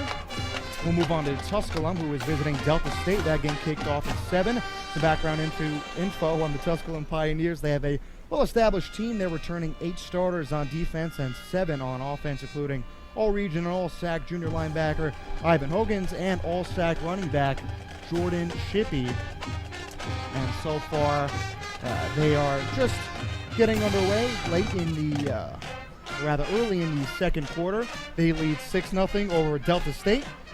And so low-scoring first halves all across the South Atlantic Conference. And that will do it for some of the games that are going on today here on Friday around the conference. A couple of games kicking off tomorrow, Saturday. A couple of noon starts where UVA Wise will host Chowan. Catawba will kick off at home against West Georgia. The Indians are looking to move on from a disappointing 2018 campaign with the team finished just 4-7 overall in the conference. And that'll do it for the SAC scoreboard update here on the ShopSeeingEagles.com halftime show. Coming up next, we will give you some information on what's going on around Carson-Newman athletics other than football. The Carson-Newman Lady Eagles, the soccer team, is over in Louisville right now playing against Bellarmine, so we'll give you an update there. And then, of course, we will have Adam Cavalier and Michael Wattrank wrap up first half stats and final thoughts before the kickoff for the second half here at Burke-Tarr Stadium. About 10 minutes to go until the second half of action starts here. So stick with us right here on the ShopCNEagles.com halftime report. This is the Eagle Sports Network.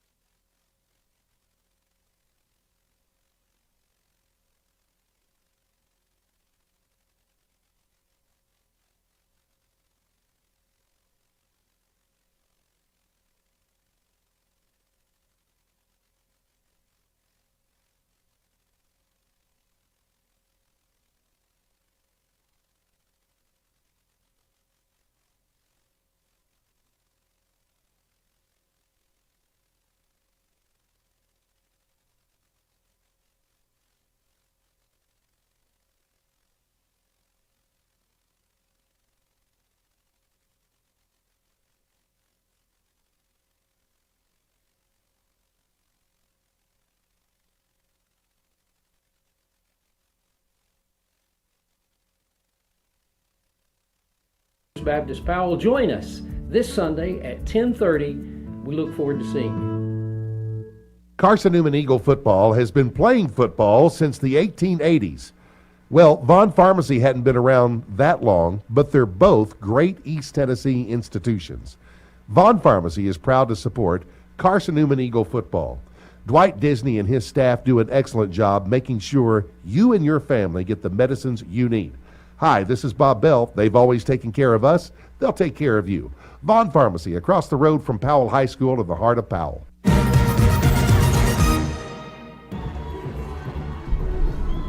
And welcome back inside the ShopCNEagles.com halftime show. I'm Mark Mausner. We're about 7 minutes away from kickoff for the second half between the Carson-Newman Eagles and the West Florida Argonauts. Right now, CN leading 13-6.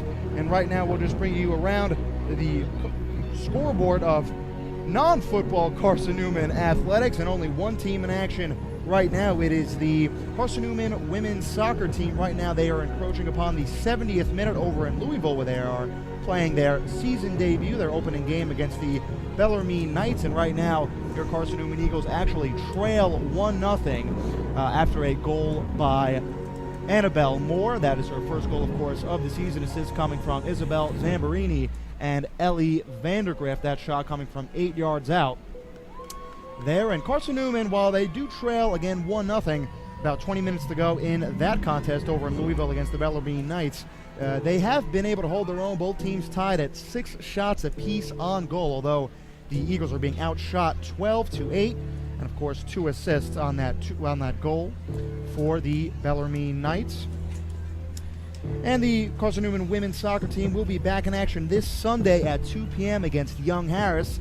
And yours truly, Mark Mausner, that is I, will be on the call for that contest. And be sure to keep up with that game on Carson-Newman's streaming as well as Carson-Newman Athletics social media.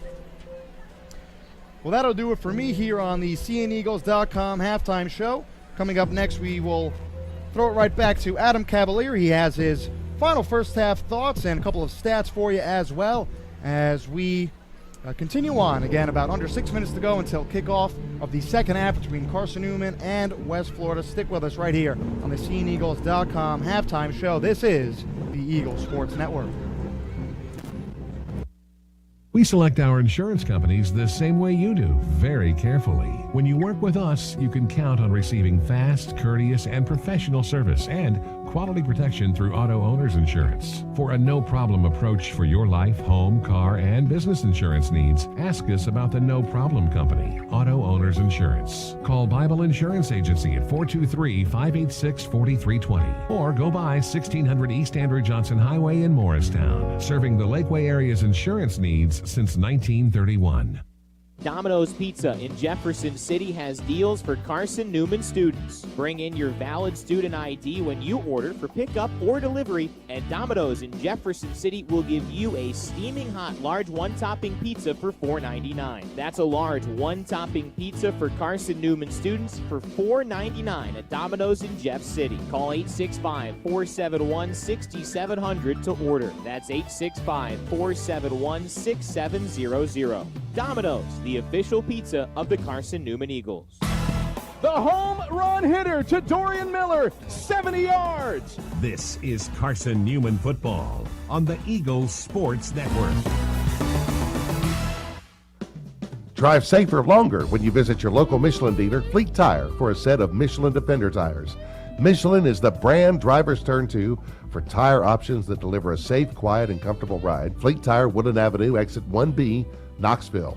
Based on internal wet braking results versus Goodyear Assurance Comfort Tread tires and third-party wear test results versus Continental ProTrack tires with Eco Plus. See manufacturer's limited warranty book for details. Fleet Tire, Woodland Avenue. When Knoxville TVA Employees Credit Union opened 85 years ago, more convenient meant just being able to have an account. But today, more convenient means so much more. It means getting quick access to all your banking, make transfers, view real-time balances, and make deposits with our mobile app. Find out how much more convenient it is to be a member at Knoxville TVA Employees Credit Union. Learn more at tvacreditunion.com. Moving together through life, upward and forward. Federally insured by NCUA. Message and data rates may apply. Ask for details. All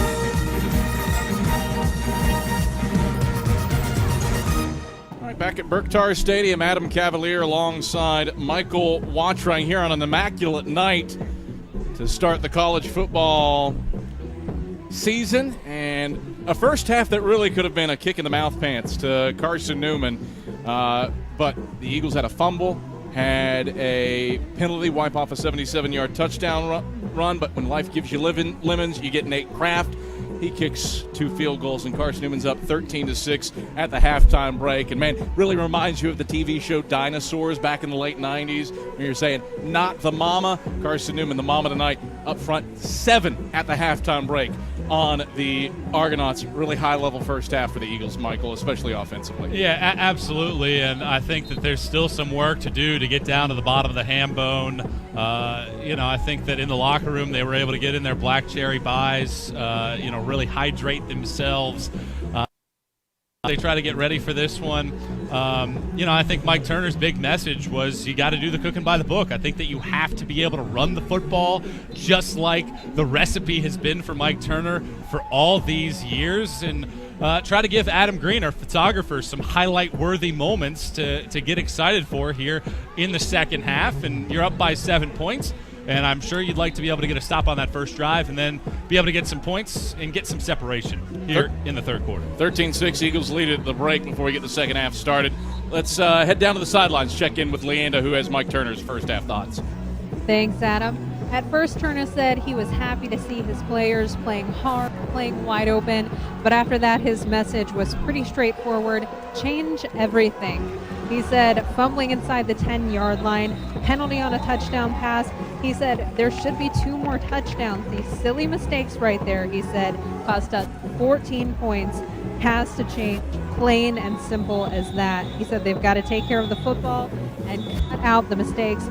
On the other side of the coin, Kevin Day, as the last few seconds wound down on the clock of that first half, he said, listen, don't for a second smile. This score is an insult. They're not playing good football. He said, don't be satisfied with this. Back to you. All right, thank you very much, Leanda Carey. Michael, what's your keys to this second half? I think the big key to the second half is from an offensive perspective. Play a little bit more cleanly and do your job there. The other thing, when you look at the defense, those last few drives for West Florida, the Eagles had no pressure. They had nothing on Austin Reed in the backfield. He was able to do pretty much whatever he wanted to do. So if you can get some pressure on defense, finish drives offensively, you should be looking at a 1-0 record here in about 90 minutes. InterDigital strives to be the leading provider of cutting-edge digital and marketing solutions. Visit interdigital.com for IT support, web development, virtual tours, graphic design, internet marketing, mobile app, and film production services. InterDigital, they are laser-focused on your success. 13-6, Eagles lead it at the halftime break. West Florida does get the football to start the second half. The Eagles will kick off. Blue tops, white trousers for Carson-Newman, inverse look for the Argonauts, white jersey tops, and the blue pantalones. Carson-Newman 5-0 since 2013 when wearing the blue on white. Shellacked limestone last year, 52-24 the last time they wore this jersey combination. Good run. Been a really nice crowd here inside of Burke-Tarr Stadium as well. Touchback on the opening kickoff to Marcus Clayton as he lets that one bounce through the end zone. And it'll be 1st and 10 Argonauts from the 25-yard line.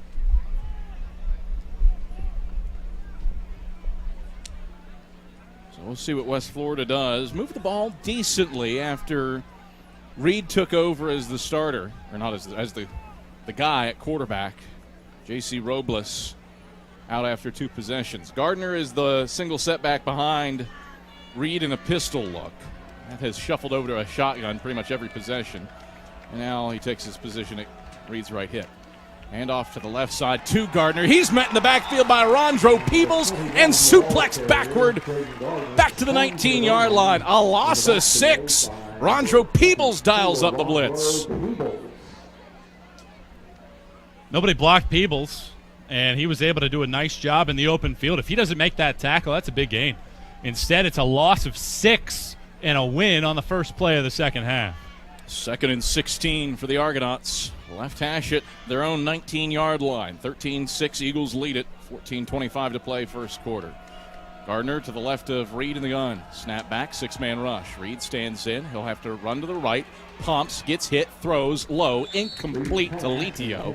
Up at the 30-yard line, running a crossing pattern in front of Darius Williams at the 30-yard line. 3rd down, 16 to go for the Argonauts. Potential chance here for the Eagles to force West Florida off the field with a 3-and-out for the 3rd time today.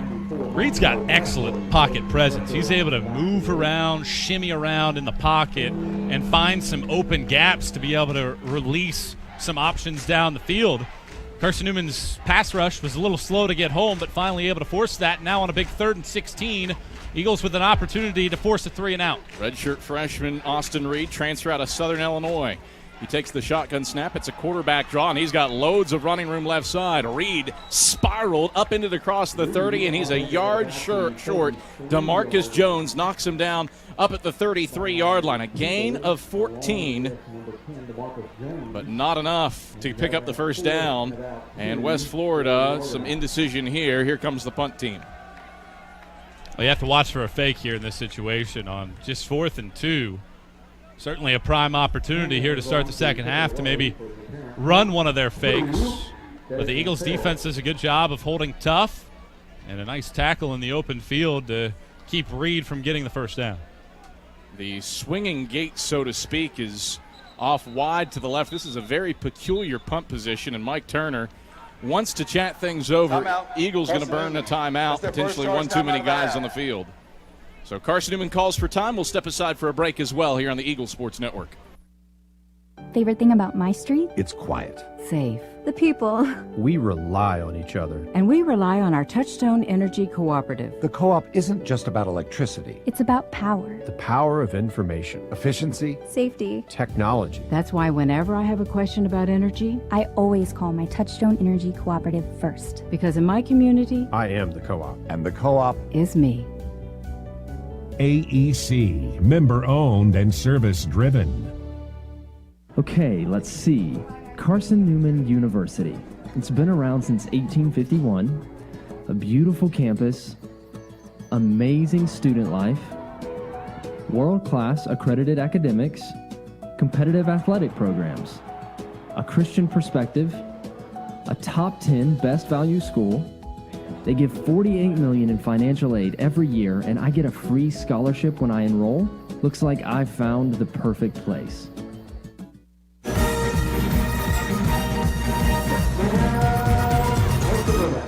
Well, West Florida boots a punt that pins Carson-Newman at its 26-yard line, so nothing fishy about the wonky punt formation for Dawson Hamlin, and the Eagles take over at 1st and 10 from their own 26-yard line, up 13-6 with 13:21 to play in the third quarter. Adam Cavalier, Michael Wattrang, Brandon Roberts, our spotter, Leanda Carey, our sideline reporter. Glad you're with us here on the ESN. Wimbush and Williams, the split backs behind Evans. First look that Williams has gotten as a running back. Evans takes option to the left side, fakes the pitch, keeps it himself, and Evans into the boundary. Wrenched down at the 30 around the waist by Kendrick Bradley. A 4-yard pickup, 2nd and 6. I like the decision-making from Derek Evans. Does a nice job faking the pitch again and tucking it up the field and getting a productive 5 yards on first down. Still Wimbush and Williams in the backfield. Westfield split to the wide side right. Kelly to the short side left. 2nd down, 6 to go Eagles. Left hash at their own 30. Evans takes, trap, right side Wimbush. Nothing there for him. A gain of a yard, if that, up to the 31. Ian Bush and Darrell Wilson step into the fray. 3rd down and 5 to go. Eagles started 3 for 4 on 3rd downs, but are one of their last 4. A very conservative play calling here out of the break, and I think Carson-Newman would like to get the passing game involved here. They really haven't done a ton. They've dropped back to pass probably 12 to 15 times in this game, but Derek Evans just 5 for 8 for 43 yards, and of course had that big long touchdown pass to Braxton Westfield wiped out. Troy Dindy is into the game, split back left of Marcus Williams. Wide out each way and play clock at 1, and the Eagles have to burn their second timeout. So Carson-Newman with a late sub coming on. Carson-Newman. That is their second charge timeout of the half. The Eagles, a timeout against a potential fake punt. A timeout now with the play clock winding down, and just 1 remaining for Carson-Newman. The 278th Armored Cavalry Regiment would like to thank Carson-Newman and its community for their support. As a partner with Carson-Newman, the 278th ACR provides you with the opportunity to achieve your educational goals, earn a paycheck, obtain new skills, and qualify for assistance with college tuition. The 278th ACR invites you to be a leader while serving our community, our state, and our country. Come ride with the Tennessee Cavalry. Text 278-ACR to 70000. That's text 278-ACR to 70000. 3rd and 5 for the Eagles, 12:07 to play in the third quarter. West Florida goes 3 and out on its first offensive possession. Eagles trying to avoid doing the same thing. Offense looked good, more than 250 yards of total offense in the first half. Not a bad first play, but the second down play, nothing to write home about there for Carson-Newman. Yeah, very conservative, and I think, too, we just, right before halftime, talked about how nice Carson-Newman had been able to play and not make any of those pre-snap mistakes. Well, you've burned 2 timeouts, and we haven't even played 3 minutes of the second half yet. And that's on the coaching staff. Special teams has had issues all night running people on and off the field, and they had to burn 1 in that situation, and it looked like West Florida had 12 guys on the field, and they burned a timeout. Evans takes, rolls the pocket right, looking for a delayed draw handoff. He got it off to Marcus Williams, and Williams unable to get any traction going. No gain, back to the 31-yard line. So I don't even know how Derek Evans got the ball in his breadbasket. Matthew Gotel was the first man in there, and nothing doing there for the Eagles. Both teams exchanged 3 and outs to open up the second half. Well, that was the Carson-Newman offense that we see at times where things are ineffective. And Carson-Newman was ultra-conservative and too conservative on that possession. They need to be more aggressive, and that was the issue they had in the second half last year. Nate Kraft will boot this one away. Snap comes back. Kraft gets off a wobbler that Karan Ashley fields at the 28. He runs right, cuts back left. Flag flies. Ashley up across the 30. and brought down by Zach Webster up at the 31-yard line. Ashley, some pushing and shoving to Ryan Randall after the fact. But a flag on the play. We'll see what Todd Boyd and his crew have to say about that. Drive will start at the 32-yard line if they wipe the hanky off. Welcome to Bible. We'll see what the word is return, here. Blocking the back, number 8 of the return team. 10-yard penalty, first down. So it'll be 1st and 10 for the Argonauts at their own 20-yard line. 11-10 to play third quarter. Eagles with a touchdown lead, 13-6. And Antonio Wimbush, 2-yard score, and 2 Nate Kraft field goals from 20 and 35 yards out. That's Carson-Newman scoring. Newton has the lone touchdown for the Argonauts, a 3-yard plunge for West Florida. So 1st and 10 Argos, right hash at their own 20-yard line. Johnson, the single man behind Reed in the pistol. Trips go to the wide side left. Eagles show blitz from the right. It's a quarterback draw for Reed. Runs behind his center. Runs into Brian Bembry at the line of scrimmage. And Bembry spins him around to the boundary right side and knocks him down up at the 22-yard line. A 2-yard gain, 2nd and 8. I'll tell you what, Rondro Peebles has had a big-time game. He was able to join the party there and make another stop. He has 10 tackles in the game, 1.5 sacks, 3 tackles for loss. He's been all over the football field for Coach Mike Turner's crew. 2nd and 8 for the Argos from their own 22. Reed dumps a screen out to Johnson, complete in the backfield. Johnson angling his way to the left sideline, picks up the first down across the 30, and steps out of bounds up at the 31-yard line. Darius Williams pressured him out, but good enough for 9 yards and a first down for the Argonauts. 10:30 left third quarter, 13-6, Eagles lead. Here as night has fallen at Burke-Tarr Stadium. Lamps are lit, no sun in sight anymore on a pleasant opening night here at Mossy Creek. Eagles 5 and 1 in their last 6 on Thursday night home openers. West Florida undefeated all time on opening night. 1st and 10 Argos, left hash at their own 31. Reed from the gun, back to pass. Sprints right, looking, throws, middle of the field, complete to Chanel up at the 45-yard line, and he's barreled down immediately by McDonald. Gain of 14 and a first down for the Argos on the crossing pattern. He had 2 crossing routes within about 7 or 8 yards of each other. I was just trying to pick out his poison. Which one did he want to try to hit? As he shuffled to his right-hand side, and he has been highly effective for Coach Pete Shinnick in his first action in a West Florida uniform, the Southern Illinois transfer. 4 wide set for the Argos, 2 each way. Wide side is to the left on 1st and 10, right hash at the Argo zone 45. Reed back to pass, slips it right side. That is bobbled and caught by Randolph. He hauls it in at his knees up at the 49-yard line in front of Rondro Peebles and Ray Artebridge. A gain of 4, 2nd and 6, and Randolph fortuitous that one wasn't picked. That ball is bouncing around. Ray Artebridge just couldn't quite get there in time to leap in front and scoop that ball off of a shoulder pad. Good drive working right now by the Argos.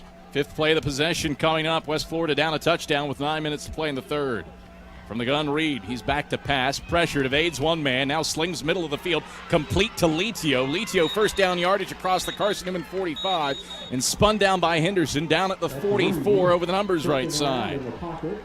7 yards and a first down through the air for the Argonauts. Reed, 8 of 13 now through the air for 92 yards. And Litio now with 4 catches for 38 yards. He's working underneath.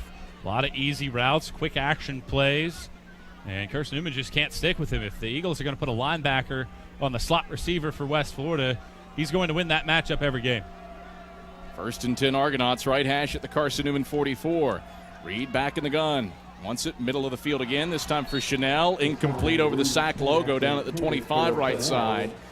Had a step on Alonzo Houston, was in receivable position, but Reed just didn't hit his target that time. 2nd and 10, 8:20 to play third quarter, 13-6 Eagles in front. He had 2 wide open receivers, and both were on linebackers. If he would have picked out either one, it would have been a big play, probably inside the red zone. But instead he missed, and now the Eagles are able to make an adjustment defensively and bring in a 5th defensive back against this spread attack. 3-man front for Carson-Newman, 3-3-5 look, your nickel look. Second and 10, right hash for the Argonauts at the Carson-Newman 44. Reed from the gun. Quarterback draw again, head straight ahead, now to the left. Gets hit at the line of scrimmage and spun forward by Alonzo Houston down to the 41-yard line. A 3-yard tally for Austin Reed, 8th carry. He's up to 38 yards. 3rd down and 7 to go as the clock winds toward 8 minutes in the third. Eagles in the driver's seat at 13-6. West Florida deliberate here. Well, here's a big 3rd down. This is a huge one here in the second half. Argos have been able to move the ball since Reed took over at quarterback on the 3rd drive of the game.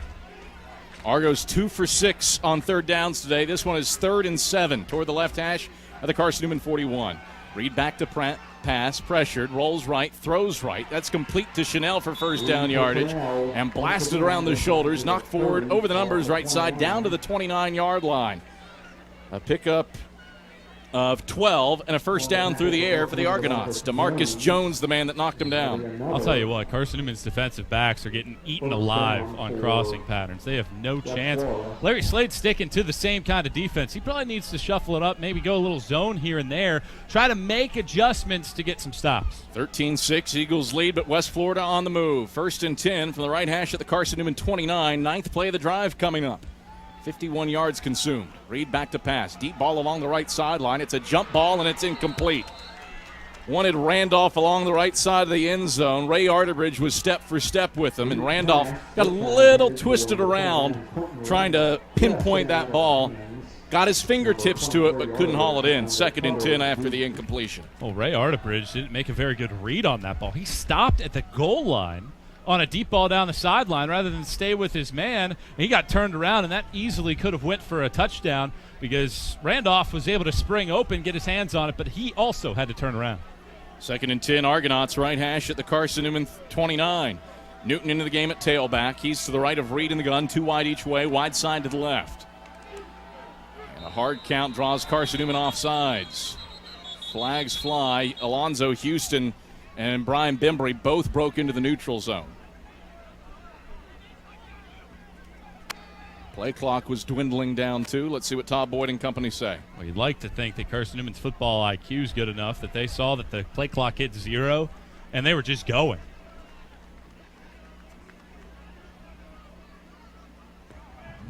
There's no foul for all sides of the defense. There was a delay of game on the offense.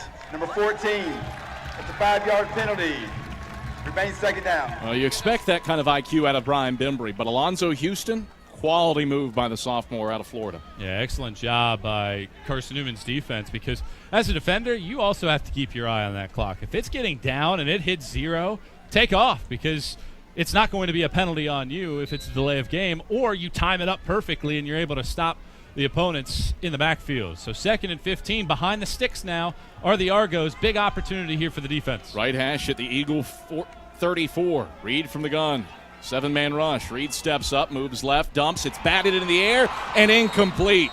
Antonio Henderson had a chance at diving for it, but it was Rondro Peebles who knocked it skyward. No dice, though, for the Eagles, but they do force 3rd and 15. Blitz comes from Darius Williams, and it's Peebles who nearly had something special. Yeah, Rondro Peebles. Boy, has he had a big-time game. I mentioned Antonio Henderson. All-American type season that he could have. Well, maybe Peebles stepping up as well in this linebacking core, maybe taking over the strong suit of this Carson-Newman defense. Peebles has been all over the field. And now on 3rd and 15, let's see what the Argos dial up. They've been content with trying to push the ball down the field and not necessarily go with draws or screens. 6:56 to play, 3rd quarter. 13-6 Eagles lead. Reed on 3rd and 15 from the Eagle 34. Back to pass, middle of the field. He throws it incomplete. Desmond Farrell, exceptional coverage on Tate Letio. He dislodges it before it can get there, and the Eagles force the Argonauts to make a decision here. Do you rely on the leg of Austin Williams? That's a great job by Des Farrell. He's another guy that can put together an All-American campaign in the backfield. He's a great return specialist, but the best cover corner, I think, from a pure standpoint that Carson-Newman has. He spent a lot of time in the slot in this game, and he was able to read that one. And on 4th and 15, the offense stays on the field for West Florida here. You're kind of in no man's land. This is about a 51, 52-yard field goal from the right hash.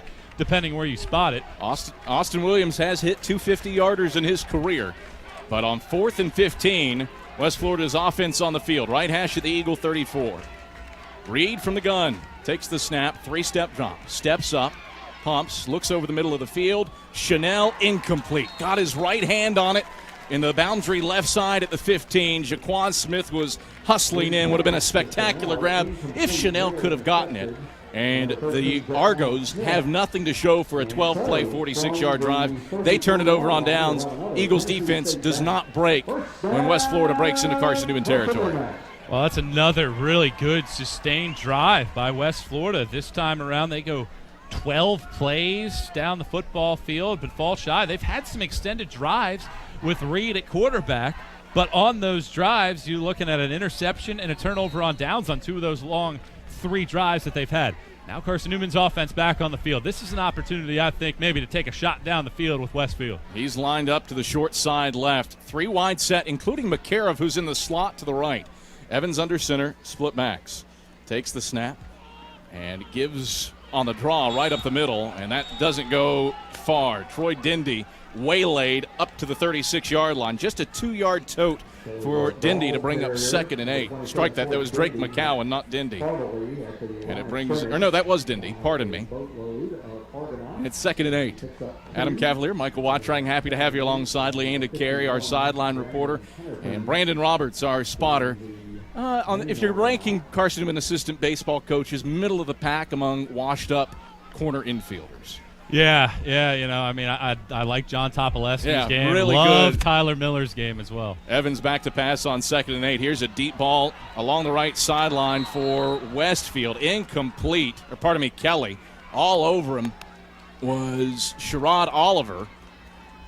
Nothing doing there on the deep ball. Let him a little too far out to the right sideline, did Evans. It's 3rd and 8. The officials are allowing a ton of contact. A lot of contact on some of those jump ball situations. Even the ball that Westfield caught that he took to the end zone but was wiped out by penalty. He was really being jostled around. So here on 3rd and 8, Eagles could really use a conversion and give that defense a rest. 3rd and 8, Dindy and Johnson the split backs. Evans takes. He's rolling the pocket right. Evans throws to the right sideline. Incomplete. Romaine Kelly had it in his hands at the sticks. Sherrod Oliver was barreling down on him, but Kelly turned his head instead of looking in the pass. A flag on the play. Potentially Derek Evans was roughed, and what a bailout this would be from the West Florida defense. Eagles so far 7 yards of offense here after halftime. Granted, only 5 plays run, not including this one. Personal foul. Roughing the passer, defense number 97. It's a 15-yard penalty, automatic first down. So TJ Kelly, unforgivable there for West Florida. Late on the hit to Derek Evans, and Kelly honestly could probably call targeting there, leading with the crown of the helmet. Yeah, Oliver's starting to get chippy, and I'm looking on the field right now. I think they actually took him out of the game. I think they need to give him a chance to cool his head because he's starting to talk a little smack, and he's starting to get a little more aggressive. 1st and 10 Eagles from the West Florida 49 as a result of the penalty. Does the Carson-Newman offense get a breath from this, leading 13-6 with 5:50 to play in the second half? Eagles hand off on the dive to Wimbush right of center, and Wimbush pushes the pile across the 45, runs between the hashes down to the 43 before Archie brings him down. Gain of 6 to bring up 2nd and 4. Eagles go back to the bread and butter. Antonio Wimbush now to 69 yards rushing, just 11 away from Tyron Douglas for 11th on the all-time list. Yeah, it's been a 3-horse monster for Carson-Newman in the rushing attack. 69, of course, for Wimbo. 68 for Evans and 73 for Toot. 2nd and 4 for the Eagles, middle of the field at the West Florida 44. Evans takes, trap right side Johnson. Johnson powering his way for the first down. Jackson down to the 38-yard line. A flag in from the backside of the play. And it's a first down and a gain of 5 if it stands. Carson-Newman's been penalized twice for 21 yards. West Florida 6 times for 69 yards. See what this is according to Todd Boyd and company. There's no foul in the play. The result of the play is a first down. I have no clue what that flag could have possibly been with how far from the play it was thrown. First and 10 Eagles. First down of the second half by actual yardage gained for Carson-Newman. First and 10 from the West Florida 38. 5:07 to play, third quarter. 13-6. Eagles lead. Quentin Phillips split out to the wide side left. Double tight end look for Carson-Newman with Reese and Makarov. Jackson and Wimbush, the split backs behind Evans. Evans sends Makarov in motion to the right. It's a toss to the right for Jackson, but whistles blow the play dead. Did Trevor Makarov get a head start as he was motioning through? Illegal shift potentially? False start, offense, number 75. 5-yard penalty, remains first down. It's Dylan Wilson who was out of his crouch a tad early. First pre-snap penalty on Carson-Newman today, something that Mike Turner made it a point of mentioning that he didn't want any of at the start of the day. So back it up to the 43 where it's first and 15. Yeah, 3 penalties for 26 yards. Not bad for Carson-Newman. 6 for 69 for West Florida so far in this contest. Eagles have been a little more disciplined, but as we've talked about all game long, this is another big drive because the Eagles could use some 2-score separation. First and 15 Eagles, right hash at the West Florida 43. Evans under center, split backs, takes the snap, rolls the pocket left, wants to throw. Evans on the move, threw it right at a West Florida defender, popped in and out of his hands. Jordan couldn't bring it in, and it's incomplete. Evans, that one was bound for Durante Jordan at the 35-yard line, was probably intended for Quentin Phillips out in the flat to the left side, but Derek Evans couldn't hit his man, and is fortunate that it doesn't go down as a pick. Yeah, Evans has just been about a half a second late on a lot of his throws, and he's bailing early as well from a lot of these throws. He's just missing a couple opportunities here and there to get some of these chunk yardage plays and be able to make up for some mistakes. Second and 15 Eagles, right hash at the West Florida 43. Evans with one man in the backfield. Straight drop, looking to throw. Evans slips to Westfield over the right boundary. Incomplete. Westfield had space, but Evans on the move into the right, short-armed it. And it's incomplete. Braxton Westfield was sitting there ready to receive it, but Evans couldn't put it on the money, moving. Third and 15 now for Carson-Newman. Eagles 4 of 9 on third downs, one of their last 5 after starting 3 of 4. Well, here's where you'd like to get 7-8 yards, try to get inside the 35, and then go for it on fourth down. I mean, this doesn't need to all get back on one play. Play clock at 8 as Evans brings everybody set. Jackson and Wimbush, the split backs behind him. Evans takes the snap, straight up. 5-man rush. Evans hitting the backfield. Now he'll run. Evans freelancing across the 35 and 30. Evans with first down yardage and more. Evans sprinting free across the 10 and 5. Evans scrambles for 6. Touchdown, Carson-Newman. 43 yards for Derek Evans. He's topped the century mark for the day. And the Eagles, with some magic from the man out of Macon, are up 19-6 with 4:01 to play in the third quarter. Well, that looked like one of those situations where Evans felt the pressure. He broke a tackle in the backfield. If he doesn't break that, Eagles are punting. But the elusiveness and athleticism of Derek Evans is able to give Carson-Newman its first 2-score lead of the year. Kraft on for the PAT. UD's hold is down, and Kraft's kick is through the uprights and on top of the K-sack. It's good. 20-6. Eagles by 2 scores with 4:01 to play in the third quarter. We're back to Burke-Tarr after this on the Eagles Sports Network. Hello, my name is Phil Jones. I'm the senior pastor at First Baptist Powell. You know, in life there are 2 approaches. First approach says that God exists for me. He exists to make me happy. A second approach says that I exist for God. I exist to glorify Him. And it's in that second approach that we find genuine, true joy. That's the approach we take at First Baptist Powell. Join us this Sunday at 10:30. We look forward to seeing you. Carson-Newman Eagle football has been playing football since the 1880s.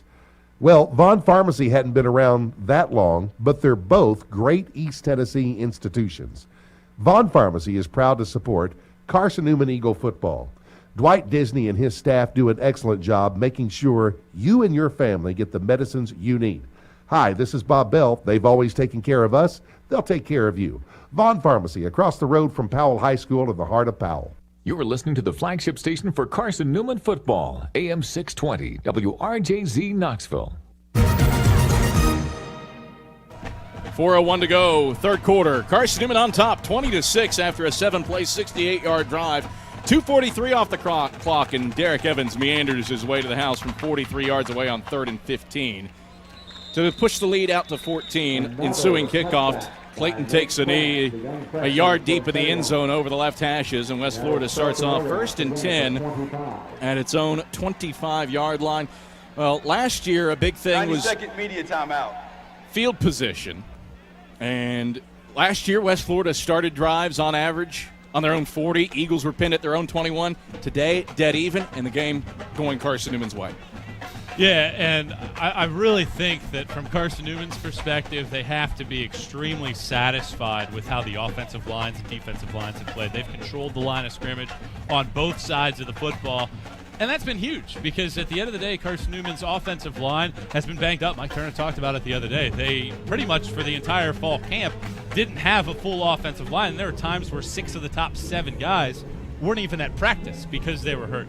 But they've done an excellent job today. I know Phillip McDowell was wearing that big boulder on his right hand as he tries to block. But I think that the Eagles have to be really happy with how the front has played on each side of the football. And then Derek Evans being able to freelance. I mean, I'll tell you this. If Carson-Newman's defense can play the way that it has today, that bend but don't break style at times, but also that very aggressive style, they're going to win a lot of football games this year. And the ability to have now 10 days off after tonight. 16.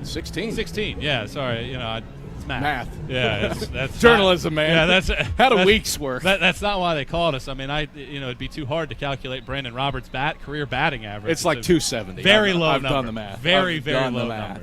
But certainly for Carson-Newman, you want to get through tonight, try to stay healthy, and if they can finish this game, 19 minutes left. Last year against Wingate, similar situation, couldn't quite finish down the stretch. 1st and 10, Argonauts right hash it, their own 25-yard line. Newton, the single setback behind Reed, and Reed will toss it to him left side. Strike that. That's not Newton. That is Shamari Mason, who takes the toss 2 yards up to the 27-yard line before he's brought down between the hashes. 2nd and 8. Eagles have limited West Florida at 154 yards of total offense, just 51 on the ground. 3:40 to play, third quarter, 20-6. Eagles with a 2-score lead. West Florida unbeaten all-time on opening night in their brief history as a program. This is the 4th year. Mason behind Reed, now to his right in the gun. Reed takes the snap. Blitz comes, picked up by Mason, dumps over the middle of the field. Incomplete. Was intended for Chanel, but Rondro Peebles, great coverage on him. Almost boxed him out. Shades of Sawyer Williams there to prevent him from reaching that pass, and it's 3rd down and 8. West Florida can ill afford a 3 now. Yeah, really nice job that time. Bracket coverage on a crossing pattern down the middle of the football field. Excellent defense there from Carson-Newman. And now another 3rd down situation. Eagles have adjusted to the different style with Reed in there at quarterback after Robles had the first 2 drives. 2nd and 8. Argonauts toward the left hashes at their own 27-yard line. Reed from the gun takes the snap. Quarterback draw straight ahead. Reed hit by Peebles, loses the ball as he lurches out. They're going to say the ground causes the fumble, which is probably the correct call. But Rondro Peebles, again, sticking his neck in there. And he makes a stop to save the first down on another draw from Reed. Gets up to the 33-yard line, a gain of 6. 3 and out for the Argonauts. We're watching the replay in the booth, and absolutely, ground causes Reed's fumble. But how about Rondro Peebles? A man's man, 12 tackles today to lead all defenders, not to mention a sack and a half, a couple breakups, 3 tackles for loss. Solid game for the Knoxville Central product. Father played here at Carson-Newman, returned to pick 58 yards for a score in his time against Gardner-Webb. Snap back to Hamlin for the punt. It's off a high hanger that corkscrews at the 35. High bounce across the 30 between the hashes, and will come to a halt, tailing off to the left at the 28-yard line. So Carson-Newman takes over. 2:14 to go in the third quarter, leading 20-6 at its own 27-yard line. Michael Watchering, the last drive, it wasn't pretty, but it produces points. We'll see what the Eagles go to here with a 2-score lead. Yeah, I think that this is, maybe an opportunity again for Carson-Newman. Maybe take that chance up top because you can put the knockout blow in one play. But knowing Mike Turner and his conservative persona at times, this might be a grind out. Let's take it to the fourth quarter and hold on to this lead. Be curious to see what the Eagles do. They do go 3 wide here. 2 to the wide side left. McCarriv in the slot. Dindy and Johnson the split backs. It's a toss to the left side for Toot Johnson. Johnson, that bullish running style, pulls a guy over at the 30 and comes to a halt at the 32-yard line. DeArve Brown bore the brunt of that runaway freight train. 5-yard gain, 2nd and 5. Well, we know that Toot Johnson certainly has the gas in the tank to be able to run some people over, and he's yet to really, really get going in this one, despite the fact that he's also trending towards 100 yards in the game. 7 carries for 58 yards for Toot, the bulk of it on that 51-yard jaunt that set up Wimbush's 2-yard score. Dindy and Johnson split backs behind Evans. Evans takes the snap, looks to throw out to McCarriv right side, complete. McCarriv lowers his shoulders and gets up to the 38-yard line. Takes a ride on DeArve Brown. It's 6 yards and a first down for the Eagles. Trevor McCarriv, 2 catches today. I can't think of the last time a tight end was throwing the ball twice in a season. Trevor McCarriv, the tight end, a pair of catches already today. 67 seconds left, third quarter. Eagles up 20-6, 1st and 10 from the Eagles' own 38. Dindy and Johnson, the split backs behind Evans. Brings McCarriv in motion to the wide side left. Evans takes, gives on the dive to Johnson, and West Florida was ready for it. No gain. Johnson able to surge back to the line of scrimmage. Bush and Gotel were right there, and it's 2nd and 10. Now, West Florida has been ready for the dive. The Argonauts have taken that away from Carson-Newman today, but to the Eagles' credit, still 327 yards of total offense, 277 on the ground, averaging 7.7 a touch. Offense has worked well, just not at times what Carson-Newman would truly like to work well. 9 on the play clock, 22 seconds to play in the third quarter. Evans takes. This time the dive goes to Dindy, and it does work. Dindy with first down yardage running between the hashes, across the 45 and 50 and into Argo territory. He's brought down at the 49-yard line. 13-yard gain. Andre Duncombe with the tackle. All GSC selection. First down Eagles, and Carson-Newman does not need to run another play in the third quarter unless it so desires. And that is how the third comes to a close. Eagles with a 2-score lead on its opener. 20-6, Carson-Newman leads West Florida after 45 minutes. We're back to the fourth quarter after this on the Eagle Sports Network. Since 1916, a lot of independent agents have recommended auto owners insurance, and a lot of parents have taken that recommendation to heart. So have a lot of their children, and grandchildren, and great-grandchildren. As we celebrate our first 100 years, Auto Owners Insurance thanks all those who have put their trust in us, and all the generations who will.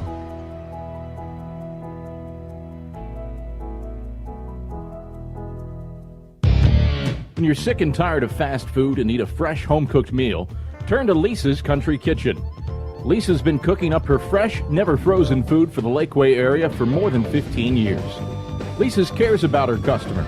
You may enter a stranger, but you'll leave a friend. From foot-long hot dogs to juicy steaks, Lisa's has the best food for the best prices. Lisa's Country Kitchen on Route 92 off Old Andrew Johnson Highway. The best food for the best prices. Start of the fourth quarter here at Burke-Tarr Stadium. Adam Cavalier, Michael Watrang, glad to have you alongside. Brandon Roberts is our spotter. Leanda Carey, our sideline reporter. Christian Razorek running the board in the booth. Dave Claybo running the show back inside of network control. And the Eagles in the driver's seat up 20-6 at the start of the fourth quarter. 1st and 10 from the West Florida 49-yard line. Johnson and Dindy are the split backs behind Derek Evans. A wide out each direction. Tight end McCarriv to the right of the line. Evans takes the snap, gives to Dindy left side on a counter dive almost. And Dindy able to push forward down to the 48-yard line. Just a yard for Dindy before Pinnerton gobbled him up. 2nd down and 9 to go. Carson-Newman has already chewed up nearly 3 minutes of clock on this possession and looking to do more Second half's been great for the Eagles defense. 3 and out, turnover on downs, 3 and out for West Florida's offense, and now the Eagles offense trying to keep things rolling. Johnson and Dindy again, the split backs behind Evans. McCarriv, tight end to the right of the line, wide out each way. Evans takes the snap, gives to Johnson on the dive. West Florida jumped a little bit, threw him off, and Evans able to hand off and get 5 yards to Johnson down to the 45-yard line. 3 yards. Third down and 6 to go. Archie with the stop on Toot. Here's top board. Offsides, defense, number 90. 5-yard penalty, replay second down. Thought it was offsides, never saw the flag. Evans got the Argonauts to jump with a hard count. So march it down to the 43 to bring up second down and 4 to go. 14-14 left fourth quarter, 20-6. Eagles the lead.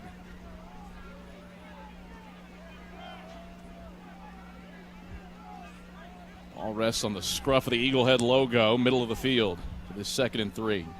The Argonaut 43. Johnson and Jackson, the split backs behind Evans. Evans takes the snap, fakes the dive, pitches it left to Wimbush, and Wimbush tight ropes along the left sideline and actually steps out down at the 42-yard line. So just a yard gain for Antonio Wimbush. 75 yards for Wimbo on the day. 5 away from 11th place on the all-time rushing list and tying Tyron Douglas. Needs 45 more yards to become Carson-Newman's 10th all-time 3,000-yard rusher. But at present pace, that might have to wait for Wingate week unless the Eagles burst something open. 3rd and 3 for Carson-Newman from the West Florida 42. Evans under center, takes the snap, gives, trap, left side, Wimbush. Wimbush hurdles a man, gets across the 40, and picks up the first down, going skyward, landing in the boundary left side down at the 36-yard line. Limehouse with the stop. Wimbush has moved past Tyron Douglas and sits in 11th place all by his lonesome on the all-time rushing chart. 1st and 10 Eagles from the West Florida 36. And then this is a vintage Carson-Newman drive now. 4 minutes of clock have elapsed. Eagles have moved the chains now 3 times on the possession and looking to protect a 20-6 lead with 12:52 to play in the fourth quarter. Evans under center, split backs. Takes the snap, toss, left side Johnson, lost the handle on it, and Johnson will recover his own fumble back at the 42-yard line. So that's 2 fumbles now for Toot. This one goes for a loss of 6, and it's 2nd and 16. You know, but that's a smart play. Yeah. He probably could have picked it up and maybe tried to get a couple out of it. But intelligent, understands you're up 2 scores. You don't need to make something out of nothing. Flop on the football, cradle it, maintain possession, run some clock. That'd be a real Kanye West move to try to get something out of nothing. Instead, Wimbush squashing that football like a bunch of mashed potatoes, and it's 2nd and 16. Ball in the left hash at the West Florida 42. Evans takes, rolls the pocket right, looks to throw, settles, now sprints back again to the right. Evans cut off at the right sideline and knocked out of bounds by Ferguson for a loss back to the 43-yard line.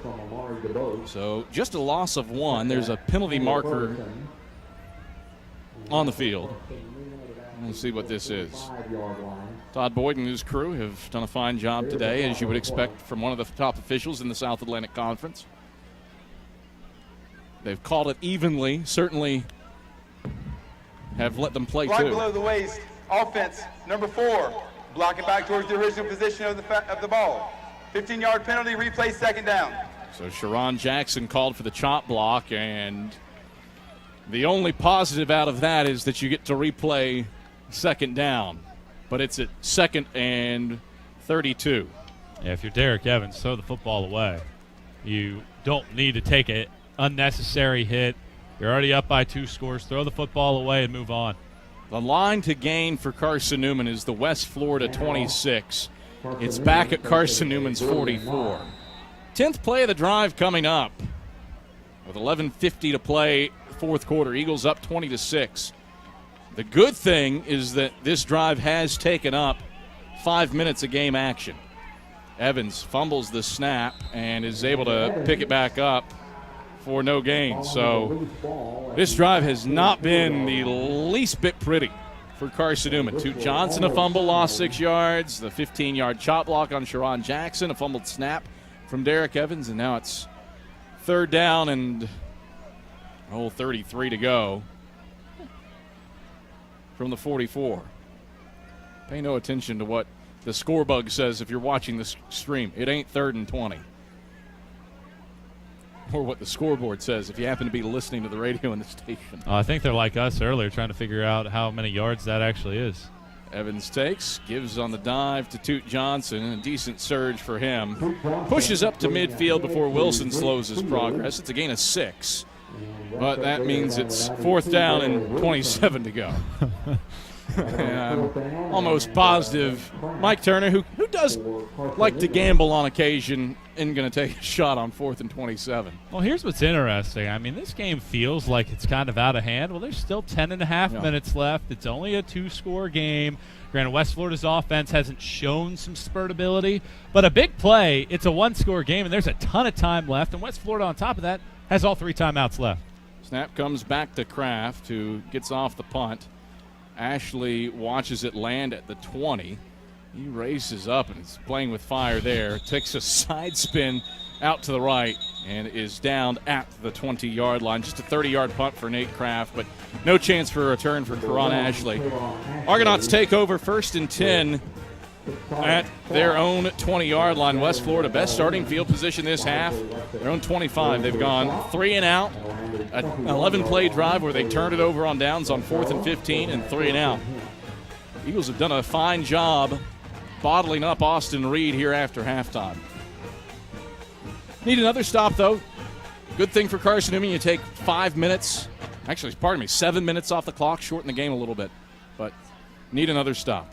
Johnson, the single man behind Reed in the pistol, now moves to his right for the shotgun. Handoff Johnson straight up the middle. Johnson bursts free for 1st down yardage. Runs over the left hashes across the 30 and 35 and yanked down up at the 37-yard line by Wyclef Fenor. 17 yards, longest rush from scrimmage on the day for West Florida. Yeah, West Florida team that had been averaging as a team 2.6 yards per carry prior to that one. 1st and 10, West Florida on the move. And off Johnson again straight up the middle. Stop and start move across the 40. And he's blasted down up at the 42 in the boundary left side. Jimmy Mara and Rondro Peebles stepping in. It's a gain of 5, 2nd and 5. 9:33 to play, 4th quarter. 20-6. Carson-Newman the lead on the Argonauts out of the Gulf South. Receiving votes in the AFCA Coaches Poll. Reed, the Southern Illinois transfer, in the gun with Johnson to his right. Takes the shotgun snap at the chest, throws to the left sideline. That's complete in space to Quentin Randolph, who runs up to midfield and heads out of bounds in front of Desmond Farrell at the 50-yard line. 8-yard gain and another 1st down for the Argonauts. West Florida had 3 first downs on their middle possession of this second half. They've got 2 already on drive number 4. 9:10 to play, 4th quarter. 20-6, Carson-Newman leads. Newton back into the game at tailback. Settles in behind Reed in the pistol. That'll change, I'm sure. Trips out to the wide side right. Snap back at the waist to Reed. 3-step drop, throws over the middle of the field, complete to Litio. He sheds a Henderson tackle at the 35. A stiff arm across the 30, running left hashes and down to the 25-yard line. Tate Litio gobbles up 25 yards. Jamarian McDonald, the man that finally brought him to the surface. And Austin Reed starting to catch fire again. Well, this is your nightmare if you're Carson-Newman. That was way too easy to pick up a bunch of yards and get it to the 25-yard line. Have to stiffen here, up by 14. 8:36 to play in the 4th. Eagles up 20-6. 1st and 10 Argos, left hash at the Eagle 25. Reed from the gun. Takes the snap at the waist. Looks right, throws right, complete to Litio. Over the hash's right side, down at the 18. He grabs it and immediately hits the deck. Darius Williams and Jamarian McDonald were closing down on him. A gain of 7 down to the 18 to bring up 2nd and 3. Yeah, just 2 minutes on a drive that started on their own 25-yard line, and now they're already inside the red zone. 20-6, Eagles lead it. 8 minutes on the button, 4th quarter. Reed from the pistol. On 2nd and 3, right hash at the Eagle 18. Reed brings Newton off to his left hip, takes the snap at the waist, looks to the right sideline, and incomplete. Shot it to the end zone to Karan Ashley along the right sideline. But Jamarian McDonald and DeMarcus Jones with bracket coverage. That one had no shot. Not a bad idea to take a shot at the end zone on 2nd and 3.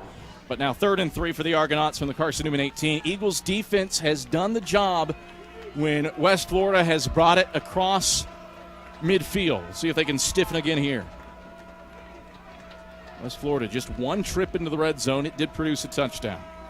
This is their 2nd trip. 3rd down, 3 to go for the Argonauts toward the right hash at the Eagle 18. Reed in the pistol. Newton behind him, now moves to his right. Wide out, 2 wide outs each way. Low snap. Reed picks it up. Slings middle of the field. Incomplete. In and out of the hands of Coates. But Desmond Farrell a little too bouncy with him. And pass interference coming probably for the first time today. That probably should have been called several other times earlier, but the officials had been letting that go. Yeah, Reed had started this game 9 of 15, had completed 5 of 6 passes at one point. Since then, he's just 3 for 9. Defense, number 2. That'll be a spot foul, automatic first down. Yeah, but you're right. After all the touchiness on both sides, yeah. Prior to that, it's an interesting thought to throw out a flag there in that situation, but first down, fresh set of downs, and 1st and goal inside of the 10. Not saying it's wrong by any means, but that hadn't been called earlier today. 1st and goal for the Argonauts, left hash at the Carson-Newman 9. Reed in the pistol with his team down 20-6 with 7:38 to play in the 4th. Newton to the right of Reed. Reed takes the snap, quarterback draw, moves straight ahead, now back to the left, and is met by Bembry and Presley. No gain for Austin Reed. 2nd and goal from the 9. Well, this does have a lot of that feel of that Wingate game last year. Eagles eventually won it, but dominated for a good chunk of time, and then all of a sudden Wingate went quick, worked their way back into the game. It made things nervous for Carson-Newman. Well, that's the same situation Eagles are in now. 7:15 to go. You're up by 14. Can ill afford to give up a touchdown on this drive. 2nd down and 9 to go to goal for the Argonauts. Reed from the gun. Trips go to the wide side right. Snap back to Reed. Eagles bring blitz. Thrown over the middle of the field to Litio. It's complete. Litio reaches his arm across the goal line. Touchdown Argonauts. Tate Litio sent through the spin cycle by DeMarcus Jones and slung forward, able to reach the football out over the goal line for the Argonaut touchdown. 9 yards on the score, and the Argonauts are within 8. Marcus Jones just didn't wrap up there. He slung Litio forward. Probably could have been 3rd and goal. Yeah, that drive took less than 3.5 minutes. 3:18, 8 plays, 79 yards. That is inexcusable for a Carson-Newman defense that prior to that drive had really been strong and stout. But instead, that makes it a one-score game, assuming that Williams can make it. It's a traditional 7-point lead. Williams has stoinked one off the upright already today. Snap is back, hold is down. Williams this time shoots it through the uprights. So it's back to a touchdown game. 6:53 to play in the 4th quarter. Carson-Newman 20 and West Florida 13. We return to Burke-Tarr Stadium after these messages. Drive safer longer when you visit your local Michelin dealer, Fleet Tire, for a set of Michelin Defender tires. Michelin is the brand drivers turn to for tire options that deliver a safe, quiet, and comfortable ride. Fleet Tire, Woodland Avenue, exit 1B, Knoxville.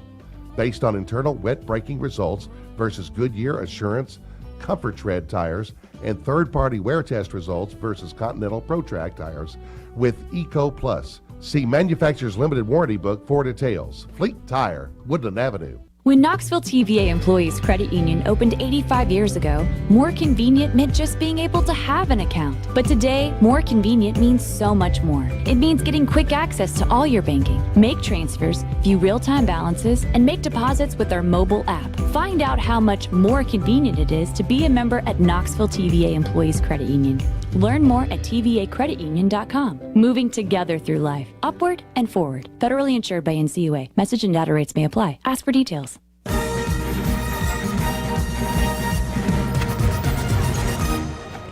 6:53 to go in the fourth quarter, 20-13. Carson-Newman has the lead as Marcus Williams sees the ensuing kickoff sail through the left side of the end zone for a touchback. Carson-Newman will take over 1st and 10 from its own 25-yard line with 6:53 to go in the fourth quarter. And this is a really interesting situation here for Carson-Newman. You don't want to be too conservative and just let things slip, go 3 and out, and give it right back to the Argonauts. But you also don't want to go 3 and out and bam, you're giving the ball back to West Florida in less than 30 seconds. Yeah, I think you got to still be somewhat aggressive with your play calling, not necessarily throwing the ball around all the field, but still try to pick up some first down yardage. Westfield is split out to the wide side left. Evans throws his way, complete at the 28-yard line. Westfield sheds a would-be tackler, gets across the 35 for first down yardage up to the 37-yard line. Anthony Bell with the stop, a 12-yard gain to Braxton Westfield. 2 catches for 29 yards for him now. I like it. You know, that pitch and catch is open against every team that Carson-Newman will ever play. Nobody plays press coverage against the Eagles regardless of the situation.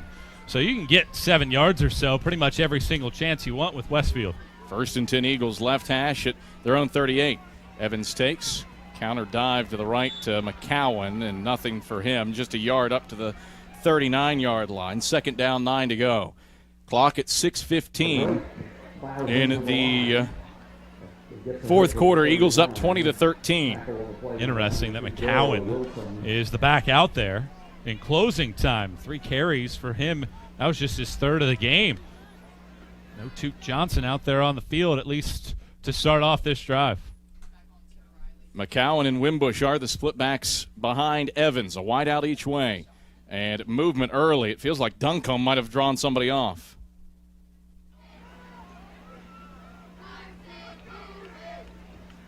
Dylan Wilson was the man out of his Ball crouch. start, offense, number 75. 5-yard penalty, remains 2nd down. So instead of 2nd and 9, it's 2nd and 14, a penalty that the Eagles could ill afford there. 5:46 to play on a rolling clock, fourth quarter. 20-13, Eagles the lead. Eagles trying to counter a 8-play, 79-yard West Florida drive that ended in a Tate Litio 9-yard catch to make it a 1-score game. 3 wide set for the Eagles on 2nd and 14. Evans takes, pumps, dumps to Wimbush, left sideline. That's complete for first down yardage and more. Wimbush into West Florida territory across the 50 and forced out of bounds inside the 45, down at the 41-yard line. Oliver, the one that forces him out. It is a gain of 25 for Antonio Wimbush and a first down for the Eagles. That's a really good play call by Mike Turner. You send Westfield on a slant pattern, and then it's one-on-one. Godel, the defensive tackle at 6'3", 290, was the only man within striking distance of Wimbush, and a good toss by Evans backside. Just an easy opportunity for Wimbush to run underneath it and sprint away from the D lineman. Evans 8 of 14 through the air now for 90 yards. Evans takes on 1st and 10, gives on a trap left side, and nothing doing there, just a yard down to the 40 for the Eagles on the handoff to Drake McCowan. 2nd and 9 for Carson-Newman. Ian Bush and Darrell Wilson again into the fray there. You're starting to do your math here, though. Another first down for the Eagles. West Florida has to start to use some timeouts. You get another first down after that, it might be game, set, and match for the Eagles, depending on time and situation. But you're able to bleed the clock probably underneath 3 minutes here at this point on the next 2 plays. 2nd down, 9 to go for the Eagles. Left hash at the West Florida 40. 4:13 to go in the fourth. Eagles up 20-13. 2 tight end look.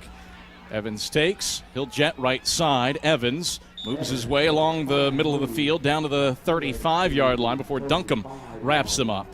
Gain of 5. 3rd down.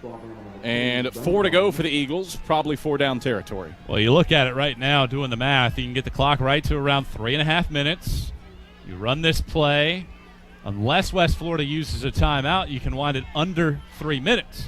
But this is a huge 3rd down. 3rd and 4, you get a first down, you put all that to rest, and the Eagles can grind it out. But potentially 4-down territory. Wouldn't surprise me either if the Eagles took a delay of game if they don't get a whole lot of yardage here and then punted. Kelly and Westfield, the wideouts to the left. Evans takes, option to the left side. Evans going to keep it, has the first down and a little bit more. Evans along the left hash is inside the 30 and 25, and knocked down from behind by Ferguson, down at the 22-yard line. 13 yards for Derek Evans, up to 129 on the day. Well-read option play by the senior out of Macon. I'll tell you what, Derek Evans is really impressed with his decision-making at times. We saw this with DeAndre Thomas a few years ago. His third year as the starter really took a big step forward. Can Derek Evans do it this year? 1st and 10 Eagles, left hash at the West Florida 22. Evans under center, split backs. Takes the snap, option keeper left side. Thought about a late pitch, then thought better of it as he was wrapped up for near no gain by Bell. Actually give him a yard down to the 21, 2nd and 9. You love the thought, but you like the ultimate decision a lot better. Smart to think that, yeah, I could probably make that play, but in a game like this, up by 7, 2.5 minutes to go, you hold on to it. And West Florida, surprisingly, they're holding on to those timeouts with 2.5 minutes to go. I think that on the next play, they're going to have to use one. Otherwise, this game isn't going to have a whole lot of time left. Drive started back at the 25 with 6:33 to go. Now 2nd and 8 for the Eagles with 2:18 to play at the West Florida 21. Evans under center, split backs. Takes the snap, trap, left side, McCowan. McCowan lowers his shoulders over the numbers and gets down left side to the 18-yard line. A 3-yard tote for Drake McCowan, brought down by Brandon Pinnerton. 3rd down and a lengthy 6 to go, and there is that first timeout burned by West Florida. Timeout, West Florida. That's their first charge timeout of the half. So There'll also be a 90-second media timeout. So we'll step aside for that break as well. 2:09 to play in the 4th quarter. Carson-Newman 20, West Florida 13. This is the Eagle Sports Network. At the Cade Insurance Agency, our focus is you. At Cade Insurance, we're your local agents, real, live members of the community, only 2 blocks from Carson-Newman. We understand the importance of having the proper coverages for your vehicle, whether it be taking a drive through the Smoky Mountains or just driving around listening to your Eagles play. Our team at Cade Insurance can help you get the best coverages with the best companies at competitive prices. Call 865-475-3391 for a quote today, or visit CadeInsuranceAgency.com. At InterDigital, we strive to be a leading provider of cutting-edge digital and marketing solutions. At InterDigital, we want to help our clients find success. Our team of technology gurus work together to ensure InterDigital continues to progress forward as technology advances. At InterDigital, we make technology work for you. Visit interdigital.com for IT support, web development, virtual tours, graphic design, internet marketing, mobile app, and film production services. InterDigital, laser focused on your success.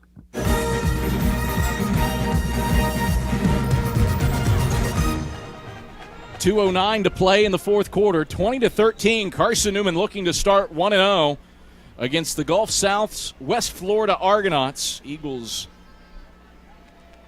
haven't beaten the Gulf South team since Shorter in 2016. That's not a win to hang your hat on. Glad to get it, but a win over West Florida, something that you can be pretty proud of. 2:09 to play in the 4th. 20-13, Eagles with the lead.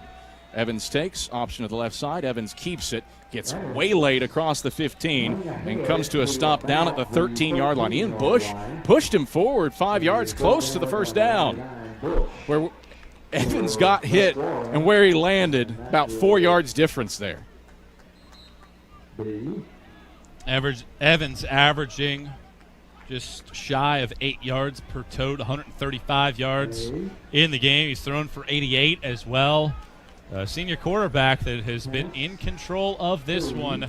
1:45 to go. You'd like to see Carson-Newman see this one out. Need to be conservative here with 1:40 left. Play clock at 3, 1st and 10 from the Argonaut 13. Evans takes and flags fly. Carson-Newman might not have been set. 95 seconds left. West Florida does have 2 timeouts left. You had a late runner from West Florida as well that barely got on the field in time, so I don't know if maybe they might call an encroachment situation either. Philip McDowell looked a smidge frustrated as he turned back to the Carson-Newman sideline. It's a lengthier discussion. Mike Turner, his third year as head coach, chatting things over with Derek Evans and Trevor McCarriv. Trevor McCarriv, before the season started, his words on how good Carson-Newman can be, as good as we want. So far, so good here from Carson-Newman, 416 yards of total offense. Offense, number 15. It's a 5-yard penalty. Still first down. And what you love, too, here in a big situation, you take over with 6:53 to go in a 7-point game. Well, you've been able to drive 9 plays, 62 yards so far in a time of possession of nearly 5 minutes, and you're a couple plays away from being able to drain the rest of this clock out, but West Florida does have 2 timeouts left. This is a vintage Carson-Newman drive. And let's not forget, in field goal range. You can end the game with an 8-craft field goal if you need to. 1st and 15 Eagles, left hash at the West Florida 18. Evans under center, split backs. Takes the snap, trap left side, Toot Johnson. Toot Johnson barreling over defenders inside the 15, over the numbers left side, down to the 14-yard line. 4-yard tote for Toot. And it's 2nd and 11 for the Eagles. Timeout number 2 burned by West Florida. Pete Shinnick and company have 1 left. Well, Toot Johnson is rested. Hasn't played a snap on this drive. That's now 10 plays deep. So you certainly have a lot of gas in that tank to be able to utilize him here inside the 15-yard line. You start looking at some of the math in this one. Eagles will probably be able to get the clock down around the 40-second mark, depending on how long the plays take, depending on how long you're able to get it down there.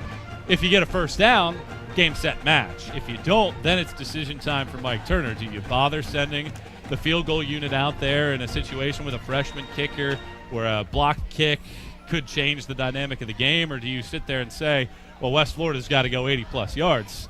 But all that can be answered by either sticking it in the end zone or getting a first down, but still 2nd and 11. Minute 27 to play, 4th quarter, 20-13. Carson-Newman has the lead. This drive started back at Carson-Newman's 25 with 6:33 to play. 10 plays, 61 yards covered so far, and 5:26 eaten off the clock. Carson-Newman put the finishing touches on a high-level opening night win. Johnson and Wimbush are the split backs behind Evans. 2 wide receivers to the wide side right. 2nd and 11 for the Eagles. Left hash at the Argonaut 14. Wimbush and Johnson. It's Johnson to the right, Wimbush to the left. McCarriv, the tight end, to the right of the line. Evans brings everybody set. Takes the snap, dive, right side, Toot Johnson. Johnson, good surge, down to the 10. Between the hashes, and timeout called by Pete Shinnick. 4-yard tote for Toot. And it'll be 3rd down and 7 to go for Carson-Newman. Timeout West Florida. That's their 3rd and final timeout of the half. Got to hand it to the fans here as well for Carson-Newman. A lot of them that came out today have decided to stick around. Very good opening night crowd here inside of Burke-Tarr Stadium. And, Carson-Newman trying to get things off to a 1-0 start. Take a look around the family so far in Carson-Newman athletics. Tough start for number 21 Carson-Newman women's soccer. Losers 1-0 at D1 bound Bellarmine tonight. 64th minute brace from Annabelle Moore. The difference there. Over in the Delta, it's Delta State 24 and Tusculum 3 with 3:17 to play in the 4th quarter. Tusculum's offense just has mustered 243 yards. Defense has been good, holding the Statesmen to under 300 yards of total offense. North Greenville playing host to the Newberry Wolves, and it's the Crusaders up 17-7 on Newberry in the 4th quarter there. So right now, in terms of saction, no update on Wingate Johnson C. Smith, but Carson-Newman holding serve in non-conference play. 3rd and 7 for the Eagles from the Argonaut 10. Evans under center, split backs, Wimbush and Johnson. Evans, QB bootleg to the left. West Florida had it well read, and Evans slides down for a loss back to the 12. Not a bad idea to dial that up. We've seen that go for scores so many times. West Florida ready for it, and you'll run 30 seconds off the clock, take it down inside of a half minute here in this one with the Eagles up 20-13. Yeah, worth a shot. See what you got in store there. Maybe the defense gets a little too aggressive trying to slam the door shut. But Carson-Newman, big decision coming here. Do you kick the field goal, try to make it a 10-point game, or do you try to go for it? So I think that potentially you're sending that kicking unit out there to try to make this a 10-point football game and hope that Nate Kraft slaps his toe and calls it Joe and is able to make this a 10-point football game. You mentioned some of the scores around Mossy Creek. Of course, you got Dave Franklin's crew, Carson-Newman volleyball, against King tomorrow at 1, and then USC Aiken at 5. Hoping the Eagles, Franklin, a big Bengals fan, hope they can bring out the Jungle Towel and celebrate. And, of course, you got the Tornadoes out there and the Pacers, no aardvarks out there on the court tomorrow, but certainly a big weekend for the volleyball team. You and Franklin, big Bengals fans. Personally favor the Steelers, but you know who's great here of late? Kansas City Chiefs. Gotta love Patrick Mahomes there. He's a smart sweetener at quarterback there. It's kind of like what Derek Evans has been here tonight for Carson-Newman, rushing for 133 yards and a touchdown on 18 carries for the Eagles. So Nate Kraft out. Yeah, not quite a Paul Rudd in King of Wishful Thinking. Close, though. This will be a 29-yard field goal for Nate Kraft from the left hash to put it out of reach with 39.7 seconds left. Snap is back, hold is down, the kick is blocked. The ball will spin into the end zone. And Carson-Newman will pick it up and put a halt to it. So West Florida sells out, gets the block. Game not out of reach yet, but a lot of work to do with 31.8 seconds left. Well, smart decision by Toot Johnson there to allow the officials to blow the whistle. You wasted a couple seconds there. You had some old geezers on the corner screaming out, pick up the football. Well, of course, wait for the officials to make that choice to blow the whistle and stop the clock. 31.8 seconds now. Long field to go for West Florida in this one, and certainly for the Eagles, you'd like to be able to get out of this one and have that mouth feeling nice after this one, and a really successful victory for the Eagles, but still work to do here with half minutes to go. Like eating some cookie dough dip before the game. Looking for that good mouth feel. So 1st and 10 Argonauts, left hash at their own 20. Reed takes the shotgun snap, 3-man rush. Loads of time, Reed hit from behind. He fumbles the football, and it's out of bounds. A flag on the play. Going to call grounding here? What's the word? Trezell Giardini Rice. Intentional grounding. The quarterback was ruled down before he let go of the football. Jimmy Mara were shooting in. Eagles. Clock should be running. Nick Owens also in the mix. Well, you have to set the football here because the officials had a flag out there. The game clock to 23 seconds. And they'll restart it. Please there you set go. The game clock to 23 seconds. It will start on my ready. Break for West Florida, though. Carson-Newman's cheerleaders have been very active women in this one, celebrating this Eagles effort so far, but still work to do.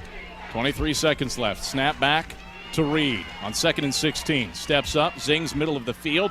That is hauled in and caught up at the 35-yard line by Randolph. Sent topsy-turvy by Rondro Peebles. But a gain of 19 up to the 35 for a first down. And Reed clocks it, 11.7 seconds left. 2nd and 10 for the Argonauts. Well, the Eagles will work around all this blubber, all that underneath stuff, and try to play back beyond things. Make sure that West Florida has to crack the pistachios, as it were, as they work down the football field. Clock is running and should not be. How the officials see it. Just for the record, that is not home cooking. The electronic clock operator is supplied by the officiating crew. So while you might think that the clock is controlled by somebody that's potentially tilted orange and blue, the clock is actually operated by an impartial observer. Yeah, I think the entire coaching staff, much like you would on a farm, was like, look at all those chickens when they were referencing the clock up there in the corner there that was running. 11.7 seconds left. 2nd and 10 Argonauts, left hash at their own 35, trailing 20-13. Reed from the gun, 4 wide, takes the snap, 3-man rush. Reed to the left sideline. That is complete across midfield to Randolph, down to the 45-yard line. 20 yards through the air, 5.9 seconds left, and the Argonauts within range. Have to clock it. Clock moves, and Reed spikes it with 2.8 seconds left. No timeouts. 20-13, Eagles lead. West Florida with one shot from 45 yards out with 2.8 ticks left. Well, you're certainly nervous here if you're the Eagles because you've given up an opportunity for a Hail Mary opportunity for West Florida. Just one play left, 2.8 seconds in a 7-point game. Eagles don't have a timeout. West Florida doesn't have a timeout, so this is all about game prep, making sure that the Eagles are in the right spot. 3 men are back by the goal line. Trips go bunch to the wide side right with 2.8 seconds left. 2nd and 10 Argos, 45 yards to go to goal. Reed takes the shotgun snap at the chest, 3-man rush. Reed steps up, he's hit and loses the football. Ball game over. Eagles win. Trezell Giardini Weish ends it for Carson-Newman. 20-13, Eagles triumph.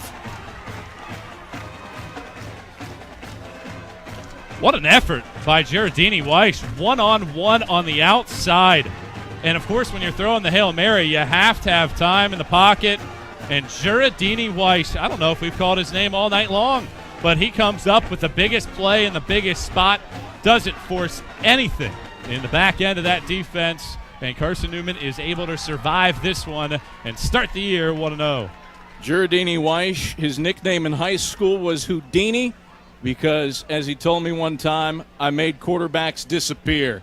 Austin Reed vanishes into the turf there, and the Eagles win it 20-13 over the West Florida Argonauts. Michael Wattrang probably could have been a little bit more in favor of Carson-Newman, but as you said it, 1-0, can't complain about that. Yeah, I think, obviously you've gotten so accustomed around here sometimes to Carson-Newman winning games 50-45, 50-30, blowout type wins, a lot of offense.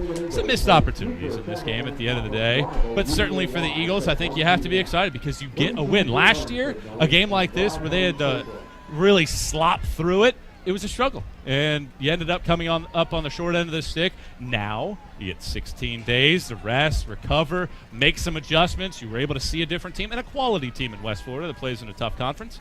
And you pull out the victory. And now you move on into next week with a bye week before you head to Wingate in 16 days. Final score, Carson-Newman 20, West Florida 13. Domino's postgame report is next here on the Eagle Sports Network.